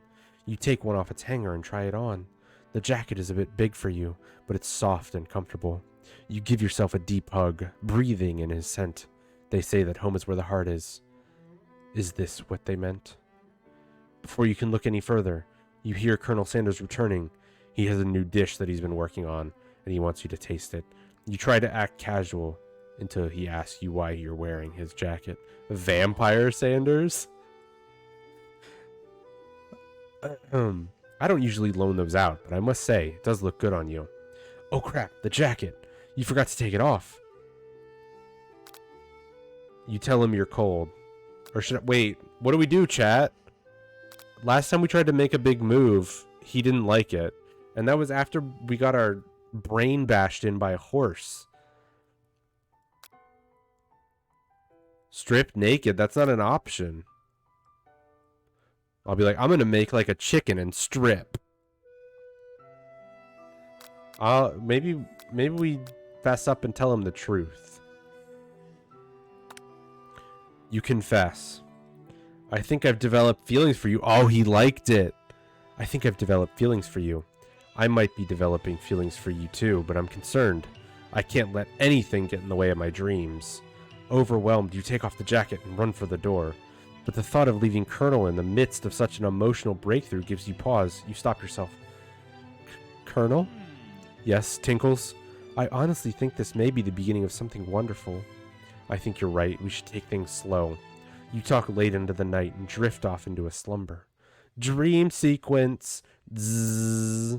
Get Pop out of my dreams. I'm sick of him. You awake to a beautiful morning in Colonel Sanders' hideaway. They smashing? No, we just talked, Ryder. We just talked. Stop. Alright? I will not have you besmirching my honor or the Colonel's honor. We are two honorable young men. Did you make the right decision on how to respond to Colonel Sanders? Only time will truly tell. Today is a day that could change the rest of your life. You think about the new secret ingredient you just learned about. Blank. In some jurisdictions, blank isn't even legal, but if the recipe is a secret, how will they know? Your thoughts are interrupted when Colonel Sanders emerges into the room. He's holding a gorgeously plated breakfast, and your mouth waters at the sight of it. Is it fried chicken again? Here's a simple breakfast I just whipped up. It's meticulous. You taste Colonel Sanders' food and takes you on a journey. When you return, he's waiting to ask you an important question. So, would you say that we're the perfect match? How presumptuous. My cuisine and your taste buds, that is. Take him down a peg. Yo, are we pegging him? Such confidence, such grace. Could he be the world's greatest gift to cookery? I'm gonna flatter him. You know, I think we might make a great team. A single tear begins to pool in the corner of his eye as he gazes out the window. And with the right business partner, I know I can't fail. Business partner? Could he be talking to you? It's all happening so quickly. I'm not going to play hard to get. We got one shot at this. I'm not playing through this again. This has been almost 2 hours. It's going to be 3 hours by the time we're done with this. Overcome with emotion and confused by your feelings. Billy sent me a D's Nuts candle. You're on the verge of tears, unable to speak. The only answer you can find is to run out the door and get home. There's still one more day of school after all. The University of Cooking School, Academy for Learning, waits for no one. You get home to find something very surprising. Your best friend is there waiting for you. Where have you been? Because I had one heck of a night. Oh no, did she have sex with the robot? It's Monkey. It looks like it's time for... Yeah. We're enjoying both of these nuts. I've been desperate to talk to you about it, but I couldn't find you. I got worried that something had happened to you. It's okay, I was just... But now that it turns out that you're fine, I can finally get you up to speed on the saga of Miriam. Sure, but you will not believe what happened to me after school yesterday. I went on a date! I can't believe that. Since I've been partnered up with Clank, he asked me to go out with him. Yo! Of course I told him, you better keep your dials turned to polite and respectful. I am not that kind of girl. But he was just interested in spending some one-on-one time together and getting to know me. So I said, yeah, sure, I can get to know the little metallic guy. Long story short, he took you skydiving with his friends. But things escalated. Things quickly spiraled out of control. Did she just say skydiving as if that's a typical first date to go on with a talking pressure cooker? Wow. And now I'm not really sure where we stand. You don't give Miriam time to tell her whole story, however. Bottling up the details of your own night is just too much to bear. And I went on a date too, back to Colonel Sanders' house, where I spent the night with him. You what? Nothing happened but the emotional connection. Wowzers. They sky smashing? Listen, they might have, I don't know. Miriam tells you to move on from the whole Colonel Sanders obsession and focus on school. Why is that like a dialogue option for me? If being obsessed with Colonel Sanders is wrong, you don't want to be right. After a short argument, you both agree to go separate ways. Oh, Mommy. When you arrive at school, you encounter your rivals in the quad. Fuck off, Pop. He shit himself. You can tell from a distance that they're picking on Pop, though he himself might not quite grasp the fact, because, you know, he's Pop. What's a swirly? It sounds delicious. Oh, it's great. I'll order you one up right away. I'll have my swirly with sprinkles, please. Heh. Sprinkles is a dog and a tree. Yep. Fart for Pop. You can get your swirly dipped too. Why don't you pick on someone your own size? Oh, that was me. Sorry. Because I'm literally the biggest person at this school. There's that horse that Colonel Sanders rides to school, but who would dare pick on such a gentle and beautiful creature? You've got some nerve, Tinkles, suggesting I pick on a defenseless horse. Now you're twisting my words. I won't have it. You clench your fist, but the injury from yesterday's mixer accident makes you wince with pain. Doesn't look like you can go on cooking like that. Might as well just give up. I'll never give up, ever. Colonel Sanders arrives just as it appears things are close to boiling over. A naturally intuitive person, he senses that something has been going on. Is everyone excited for the final day of school? Tinkles, how's that hand feeling? I'm sure you'll be back in fighting form by this afternoon. Aren't you concerned about my hands, Colonel? Yesterday I almost broke a nail winning so hard. Technically, I don't believe a winner was decided, but your presentation was quite impressive. What is he doing complimenting her? Holy shit, I coomed. I saw the fried chicken in her thigh highs. Oh my god, there is fried chicken over there. Yo. But what about the flavor of my delicate, warm, gooey chocolate sauce? Oh, I would drink her warm, gooey chocolate sauce. It was clear that you're passionate about how your food is received. That is a lot of words to say. It was bland. Excuse me, Tinkles. I'm more than capable enough to speak for myself. Maybe you could tell me more about your thoughts as we walk into class, Colonel. I'm always interested in discussing the fine arts of fine food. See you inside, Tinkles. Sanders helped his hand last night. Sanders really just left us. Annoyed by Colonel Sanders' inability to see Ashley for who you know she really is, you walk across the quad to get some distance. In an attempt to distract yourself from how slighted you feel by that interaction with Ashley, you take out the spell book you recovered yesterday and start flipping through the pages. Wasn't that 2 days ago? Whoa, that's that book? It looks really bad. It looks like bad news. It's just something I found lying around. It would appear to be some sort of grimoire, but I don't really believe in that magic stuff. A grimoire? Like a book of spells? I don't know. Who would spend so much time decorating a magic book if it weren't really powerful? I can think of one surefire way to find out. You open to a page covered with arcane warnings. Cast only in case of extreme emergency. It says around the edges of the page. I could use this spell here that says it will erase anyone I choose to from all of my memories. If I scrub out Colonel Sanders, it would probably help me focus better on the upcoming final exam. That is way drastic. Couldn't you do something else, like anything else, not rooted in dark magic? Maybe tie a string around your finger? Okay, fine, it is drastic, but desperate times call for desperate measures. You've got a memory erasing spell sitting right in front of you, and a pretty good excuse to try it out. I won't do it. I don't want to forget Colonel Sanders. Even if I fail my class, the memories gained with him has been worth it. You take your friend's advice and put the book away. It's almost time for class. Sprinkles is already in the room, waiting for the students to arrive. He clears his voice to make a quick announcement. I want you all to know I feel something of a dog moment coming on, but I assure you it's nothing to be afraid of. His cute little nose scrunches up and he begins to breathe quickly. He must be hungry. Reach for some old homework. Dogs can be rather unpredictable. I'll give him some old homework. You reach into your backpack and grab some homework from the last semester that you forgot to turn in. Sprinkles immediately goes for it and gobbles the sheet of paper like it's a piece of fresh chicken rawhide. Ahem, I apologize for the outburst. I know it seems cliche, but not much in this world satisfies like ungraded work. My Tinkles, were you studying something with cinnamon? I've been sitting in on a lecture series around the art of cake baking. How insightful. This actually brings up an important point. Thank you, Tinkles, for reminding me to dole out this indispensable bit of wisdom, you see. But before he can go any further, Miriam's love drama spills over into the class. Why is this like a dialogue option? Sprinkles is interrupted by whirs and sparks coming from the back of the room. I told you to save it for after class. Bzz, bzz. You think I wanted to be thrown from a plane strapped to a stranger? Miriam and Clank appear to be arguing, but you still haven't learned to speak Clank's language of mechanical noises. But no, you had to show off to your cool kid friends Jeff and Joan. J and J forever.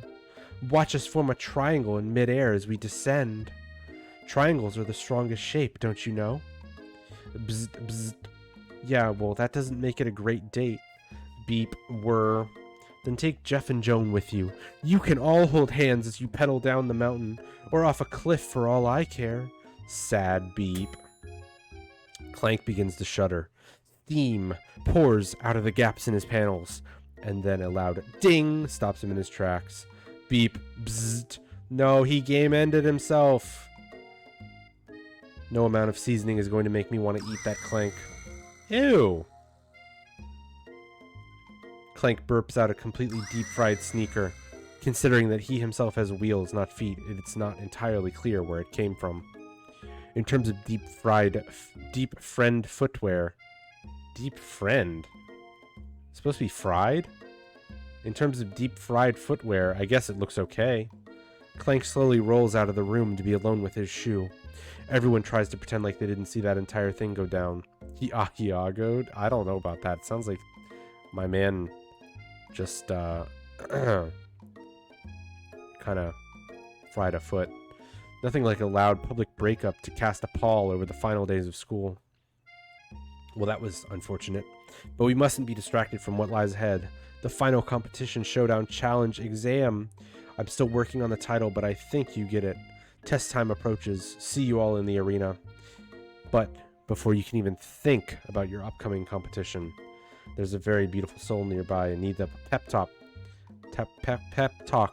It makes sense. Clank licked her toes so hard he took her shoe and she asked for it back, but he refused. That's why they broke up.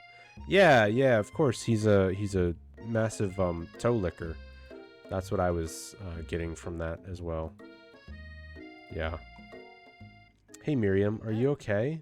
Okay. I'm so mad I could smash a tiny mug, spilling several droplets of hot cocoa all over the floor. How could he embarrass me in class like that in front of everyone? Her tiny cocoa is a delicious treasure, so you know that this breakup is no joke, even if the source of her frustration is such a silly little boy. I know that you know this, but I'm gonna say it out loud. You don't need anyone. Me and you, we're gonna cruise through this final test and hit the carpool lane to Success City. Miriam brightens up, imagining the wind rushing through her short bangs, but she hesitates to embrace the feeling all the way. You're not gonna saddle up on Colonel Sanders' stallion and ride off into the sunset without me. Or you are going to do that. Of course not. Well, maybe, sorta, but I'm sure there's a pony out there with your name on it, and a ranch big enough for both of us and whoever else we want to bring along. If it's not Pop or Clank or anyone else that you meet today, tomorrow, or this whole year, so what? You're a special person who shouldn't settle for the first someone to show a little interest anyhow. Miriam gives you a big hug and wipes the tears from her cheek. I should really review my menu for today. I'm going to make a very special soup. And I bet that Professor Dog is going to love it up. While you were pep-talking Miriam, you completely missed lunch, but that's okay, because you had a better idea of how to spend the time before your exam. You've decided to head to the arena early to practice a dish. This is the location of your final challenge. A test of will, a test of courage, a test of talent, and a chance to beat the pants off of Van, the supposed man, and his eviler counterpart, Ashley. As planned, you begin to run through a quick test of a recipe you've been working on, Tinkles' famous chicken pot pie. After practicing for months, making this dish comes second nature to you, and you're able to quickly get a fresh pot pie in the oven. But as soon as you do, your cram session is interrupted by Colonel Sanders. Tinkles, what are you doing here? There's still time before the final exam. Oh, just taking it all in. I'm big into visualizing success. I'm looking at my station and picturing victory. The pot pie has begun to bake, and the smell is slowly filling the space around you. Zoomers more like Coomers for Colonel Sanders? Heck yeah. Visualizing, huh? That's too bad. I was hoping you were here cooking something delicious. You'd usually happily share your food with anyone who's hungry, but the last time you let Colonel Sanders get in your head, it cost you a cook-off. You decided that it's time to put your cooking above your romantic desires, but that decision gets hard to stick to when the oven timer goes off behind you. I'm gonna fess up about my practice dish. Anything for Colonel Sanders. Love is more important than my career. Oh, okay, you got me. I'm doing a little bit more than visualizing. I know, my nose can smell a pot pie from 400 yards. That's an oddly specific distance, but you'd expect nothing less from such an oddly specific man. You knew it was a pot pie just from the smell? Not just a pot pie, but a chicken pot pie with an all-butter crust. And my nose is telling me something else. Oh no, is it burning? No, I can smell that it was made with a heaping helping of TLC. But it's probably still burning any second if you don't pull it off. It'll probably start burning, sorry. The moment of truth. Wow. It's the best pot pie I've ever tasted. I've always loved country cooking, and I could eat this all day. There's no time left. The final showdown is about to begin. Sprinkles lays down the ground rules.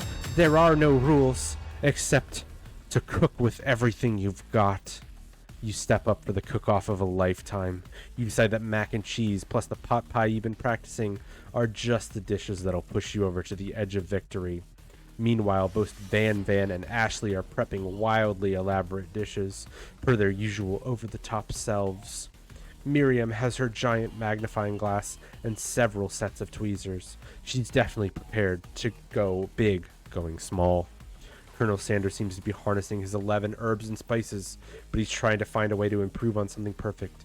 His original recipe are fried chicken. The intensity in the room starts at a full 10 out of 10 with a frenzy of action. Everyone is calling out really cool special cooking moves as they prepare their food. Wow, this is getting serious.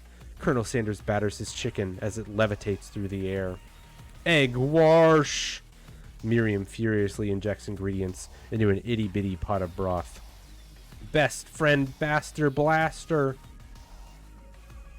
Van flexes his pectorals as he chops open a sea urchin. Let's rock and roid! Ashley scoops her pastries off the tray with lightning speed. Shallow personality spatula! Even Clank gets in on it. 5-dial pressure point chicken cooking technique. Wait, when did Clank learn to speak English? It's the singularity, as was foretold. We mustn't let it happen, or the appliance uprising will take us all.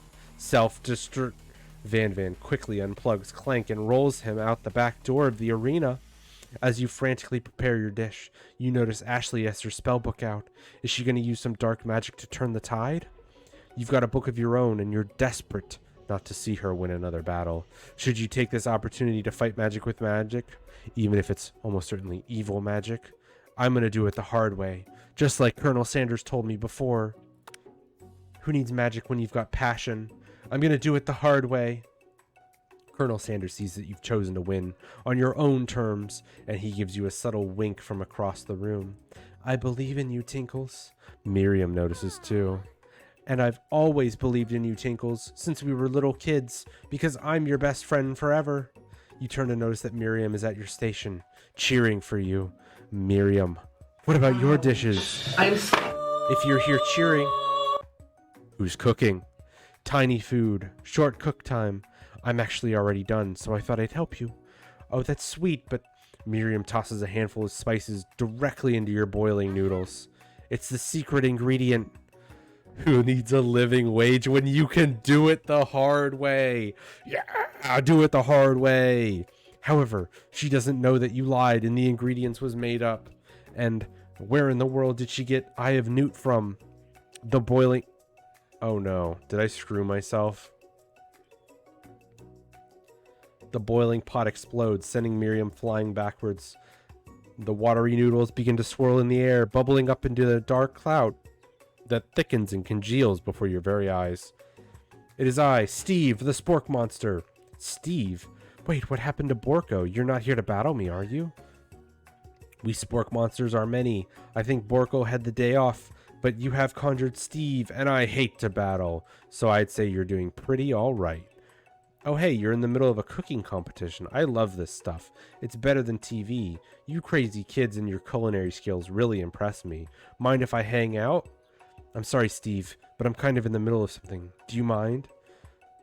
Steve, the spork monster, notices that you've got the grimoire stashed beneath your cooking station. I see what you're up to. Crisscrossed some magical items and accidentally summoned me, huh? Ha, yeah, you guessed it, sorta. If you're here, would you mind tossing some fresh noodles into a pot of salted water?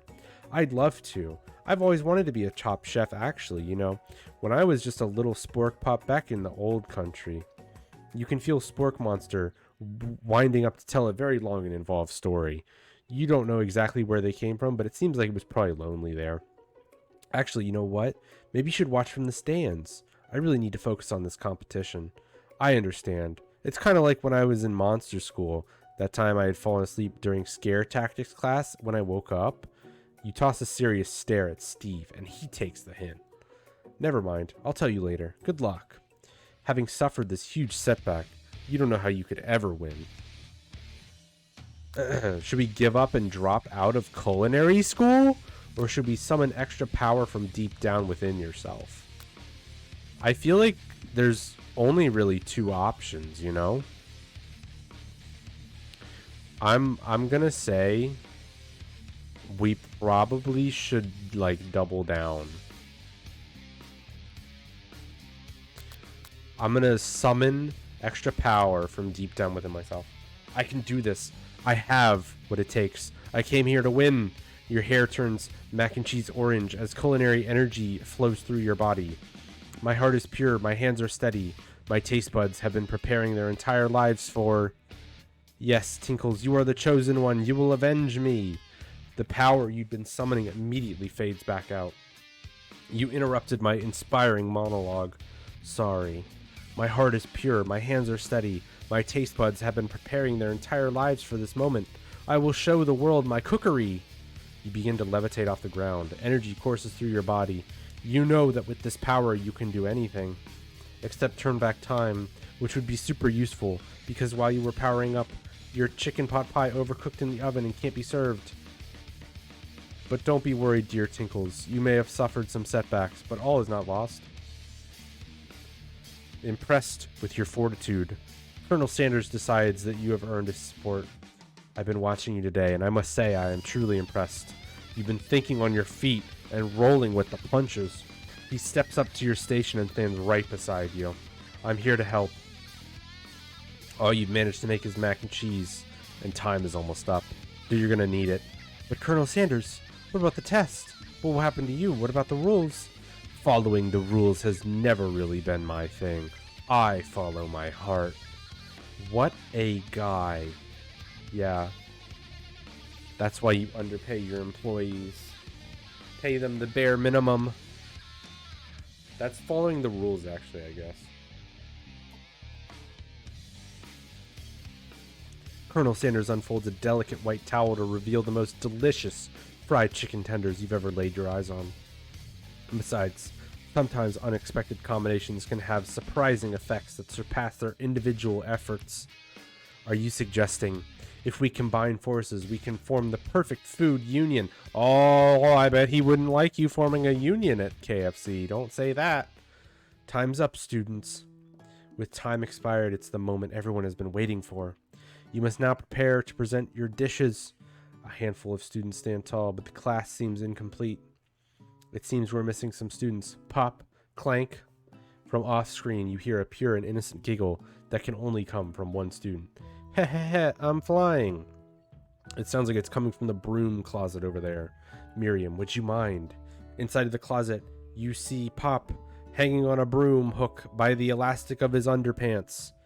Bet this game has a lot of content under its 34th rule. I don't know. I've seen some pictures of Colonel Sanders, but I think they were screen grabs from the game. Pop, Get down from there right now. Let me guess. Did Van Van have something to do with this? When someone asks for a wedgie, who am I to refuse? I thought a wedgie was a salad. It looks like Pop is eliminated from the challenge, seeing how he didn't cook anything. I can't feel my legs. May I be excused? Sure. Your kids and you kids and your pranks. I must say, it's not the worst prank in UCSAL history, but it's not exactly yearbook material. Wait a second. Pranks? Pranks? Clank? Where did that pressure cooker roll off to? You wait to hear a signature whir, beep, or other onomatopoeia, but there's none. Somehow he must have gotten unplugged, I guess. We'll have to figure that out later. So, did he get unplugged every time he had to move somewhere? Or...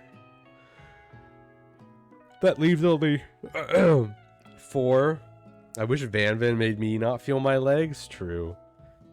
Collect your final projects. Yes, it has been a long semester. It's been 3 days. Wow, 3 whole long days. Wow. But after days of hard work, the time has come for me to eat. Miriam, please step forward. Now describe your dish. I've made tender udon noodles in savory soup. My word, it's so delicate. Is that a teensy tiny Narutomaki I spy afloat in this itsy bitsy bowl? Yes, chef. Please, call me Sprinkles. Chef is my father's name. Yes, Sprinkles. And some green tea made from baby tea leaves that I picked myself. Sprinkles carefully sniffs around the dish before opening his mouth and letting just the tip of his pink dog tongue dip into the bowl. Sublime. Would anyone else like a taste? Oh, come on. I'm not one of those dogs who doesn't floss. I even have a really cute electric toothbrush for dogs. Fine, I'll enjoy it all by myself. And in a flash, the entire meal has been devoured. Not that it took much. It was less than a thimble's worth of soup. A+. Rarely do I taste a dish with as much love poured into it as yours. Miriam is overjoyed. She gives you a huge hug. Thank you, Tinkles, for helping me to believe in myself. Van Van, you're up. Now describe your dish. I made uni over smooth egg custard in an axe-hewn urchin shell topped with caviar. Did you skewer one type of urchin with spines from a second different colored type of urchin? Yes, Sprinkles. A bit much, don't you think? That's exactly why I did it. A bit much is kind of my brand. Doesn't it look cool? Sprinkles leans in to sniff the uni, but he can't get his nose close on account of all the spikes. He begins to paw at it erratically, causing the custard to slosh around. Woof woof. Please be gentle with my cuisine. Grrr. Finally, Sprinkles goes all in, tongue first, but he can't get past all the needles. He reels back as his tongue is poked and prodded. Youch, my tongue. The professor appears to be having an allergic reaction to the sting. I can't eat this. It keeps poking my tongue. Disqualified.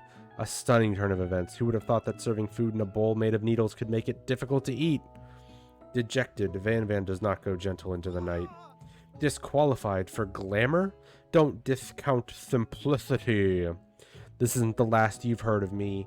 Before forcing us to endure his swollen tongue for another moment, Sprinkles graciously laps up a bowl of milk. I know. Yeah, I'm a dog and I drink milk. Get over it. Sometimes it helps calm my agitated tongue. Next student.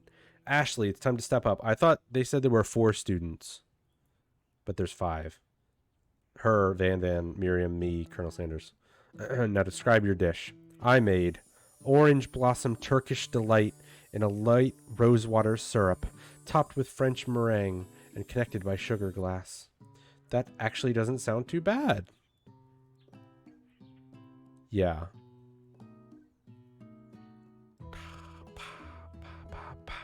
Indeed, it's quite delightful. However, I'd ask that you please refrain from eating it or attempting to taste it in any way. It's very fragile and meant to be a display piece. Don't eat the food at a cooking school. Got toast in your ears or something, Tinkles? I told you, it's a display piece. Ashley, I must say, it is beautiful. However, this is a cooking competition at a cooking school. Yeah, which is why I cooked it, and did an extremely good job cooking it too. I didn't realize that we were having an eating exam. If I wanted to be judged on eating, I'd go to the College of Eating, School for the Hungry. Oh, Ashley, she's so funny. Sanders' body pillow? Oh, there's a lot of Ashley Rule 34. Yo. I suppose you could smell it. if you absolutely insisted, but don't breathe too hard, you might disrupt the sugar spiral. If the food cannot be eaten, it cannot be judged. You are disqualified. Rage overtakes Ashley, and she finally cannot keep her two-faced routine. You wouldn't know high-end cuisine if it cooked you. And with that, Ashley storms off to rededicate herself to being the best, but this time without being shackled by trying to be fake nice and liked by everyone. This isn't the last you've heard of me, either. If this class gets much smaller, I'll be teaching myself. You and Colonel Sanders, the final cooks, step up together. 2 chefs? What began as a bowl of delicious mac and cheese, that probably isn't better than the Kraft mac and cheese, if I'm being honest, has become something else. Oh!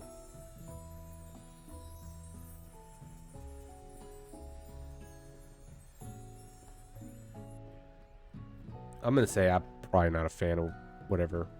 Chicken tenders in mac and cheese? Why? Anyways, he examines it closely, sniffing and eyeing the bowl. Uh-oh, I don't have a good feeling about this.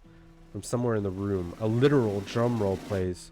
Just when I thought I've seen everything in this kitchen, you give me this thing, and completely blown me away. In my 49 dog years of life, I have never tasted anything so delicious and perfectly balanced.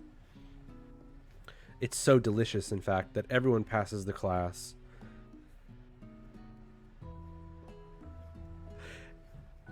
You pass, and you pass, and you get a pass. Everyone gathers around and partakes in the mac and cheese bowl. They all seem to transcend this reality into another dimension. Yo, I can't believe we made everyone pass. You win. Together, you and Colonel Sanders have made a new menu item. The new menu item is so impressive, even the Van and Ashley are drawn back in by its magnetic fragrance. Can't believe we won. When they gaze upon your mac and cheese bowl, they admit that you are indeed an excellent chef. Sprinkles declares that you have passed. Everyone has passed. There were supposed to be more battles, but come on, how can they be better than this one? Now that the school year is complete and everyone has graduated, the students return for one last assignment, to get their groove on. The cafeteria has been completely redecorated in order to serve as the site of the school's graduation dance. Compared to the massive high-tech cooking arena, this humble decor seems downright cute and cozy. DJ Dog in the house! You knew that Sprinkles was a master chef, but also a world-renowned turntablist? Who says you can't teach an old dog new tricks? Yo, Van and Ashley tell everyone that they've committed various war crimes, and also to righting the wrongs they did while they were the villains. For a moment, you actually believed them. Not another haunting. No ghosts allowed at graduation. It's clearly written in the school's bylaws. I was never actually a ghost. It was all a trick to get you to finally notice me. Oh, amusing. And now that everyone is together, it's the Spork Monster. He has totally mellowed out. Everyone, the Spork Monster is no more. From here on out, I'd prefer that everyone refer to me by my new name, Party Monster. Student tries to finish what he had to say, but everyone is too wrapped up talking to Party Monster. Oh, my Van. He broke into Colonel Sanders' house. Wait. Was there a guy named Harvest Moon named Van? No, his name was Van. Yeah, he was cool. Okay. Dejected student walks off. Maybe things didn't work out for Miriam romantically, but she found the love in her cooking, and you know she's gonna do great. A red carpet rolls out access to the floor of the ballroom. It's like a Hollywood movie premiere. Who could command such an entrance? It's Pop. He's arrived late to the dance, but apparently for good reasons, probably because he pooped his pants again. Walking the carpet, you see perched atop his dirty chef's hat. Is he supposed to be Burger King? A crown? Welcome back, Pop. I know you weren't able to complete the final exam and accept your diploma, so I had it mailed directly to your father. We figured it was the least we could do for the school's dean. Oh, now I get it. And we get a new wing on the school. Not to mention the honor of educating the son of the chancellor of such and such. Why was he like a 5-year-old though? The music at the dance is interrupted by the sound of sparking and electrical hissing. It's Clank, who has arrived late to the dance. Now that I have graduated, I can reveal my truth. Whoa, he's still doing the talking thing. I am Clank, and I am not of this earth. I am actually from a faraway planet in another dimension. What? What? I actually feel like I knew it this whole time. Now that I have learned the ways of your kind, I must return. Miriam, will you come with me? I don't know what to say. Besides, no, obviously. I have just begun to learn who I really am. This isn't the time for me to devote my life to figure out who you are, Clank. You're blown away by Miriam's maturity. It's pretty clear she has managed to surpass you in that regard. I understand, kind of. Humans are weird. A portal opens up and Clank disappears through it. Finally, Colonel Sanders arrived. Oh, Daddy. Howdy, classmates. Just like the first day you met him, he has come prepared to feed the entire class. However, it's not enough to just give them a bucket of chicken. This time it's a full meal. I didn't get to be the most famous chicken man in the history of chicken and man by not reminding people to go out and buy my chicken. He has a signature pen. Wow, his signature pen.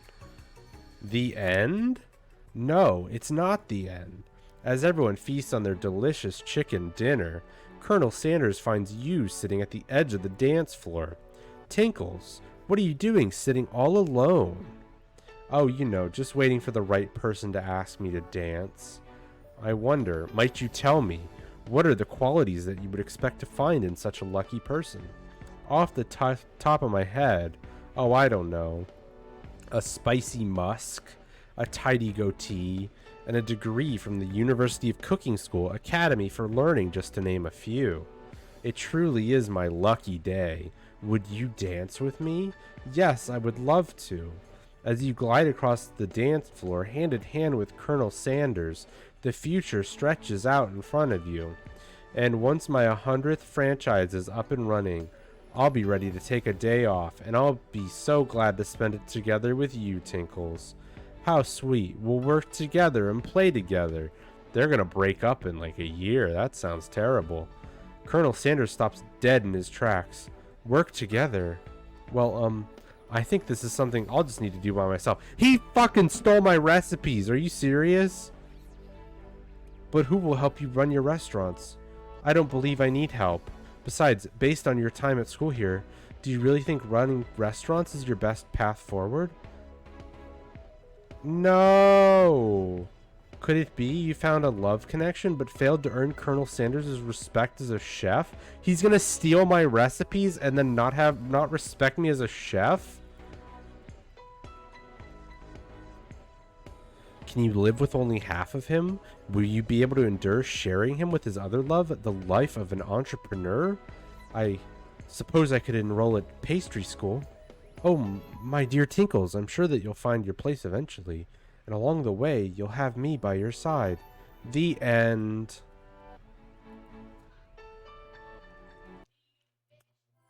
How did I not have his respect as a chef? I didn't find the 11 herbs and spices? I thought he tells you them at the end. No. I didn't find the 11 herbs and spices. Was I supposed to look at everything on his house? I don't care. Oh, so you have to look at everything in his house? Dang. Honestly, if I looked at everything in his house, I would still be playing, so I don't regret my decision. All right, I'm going to load up Rocksmith. Thank goodness.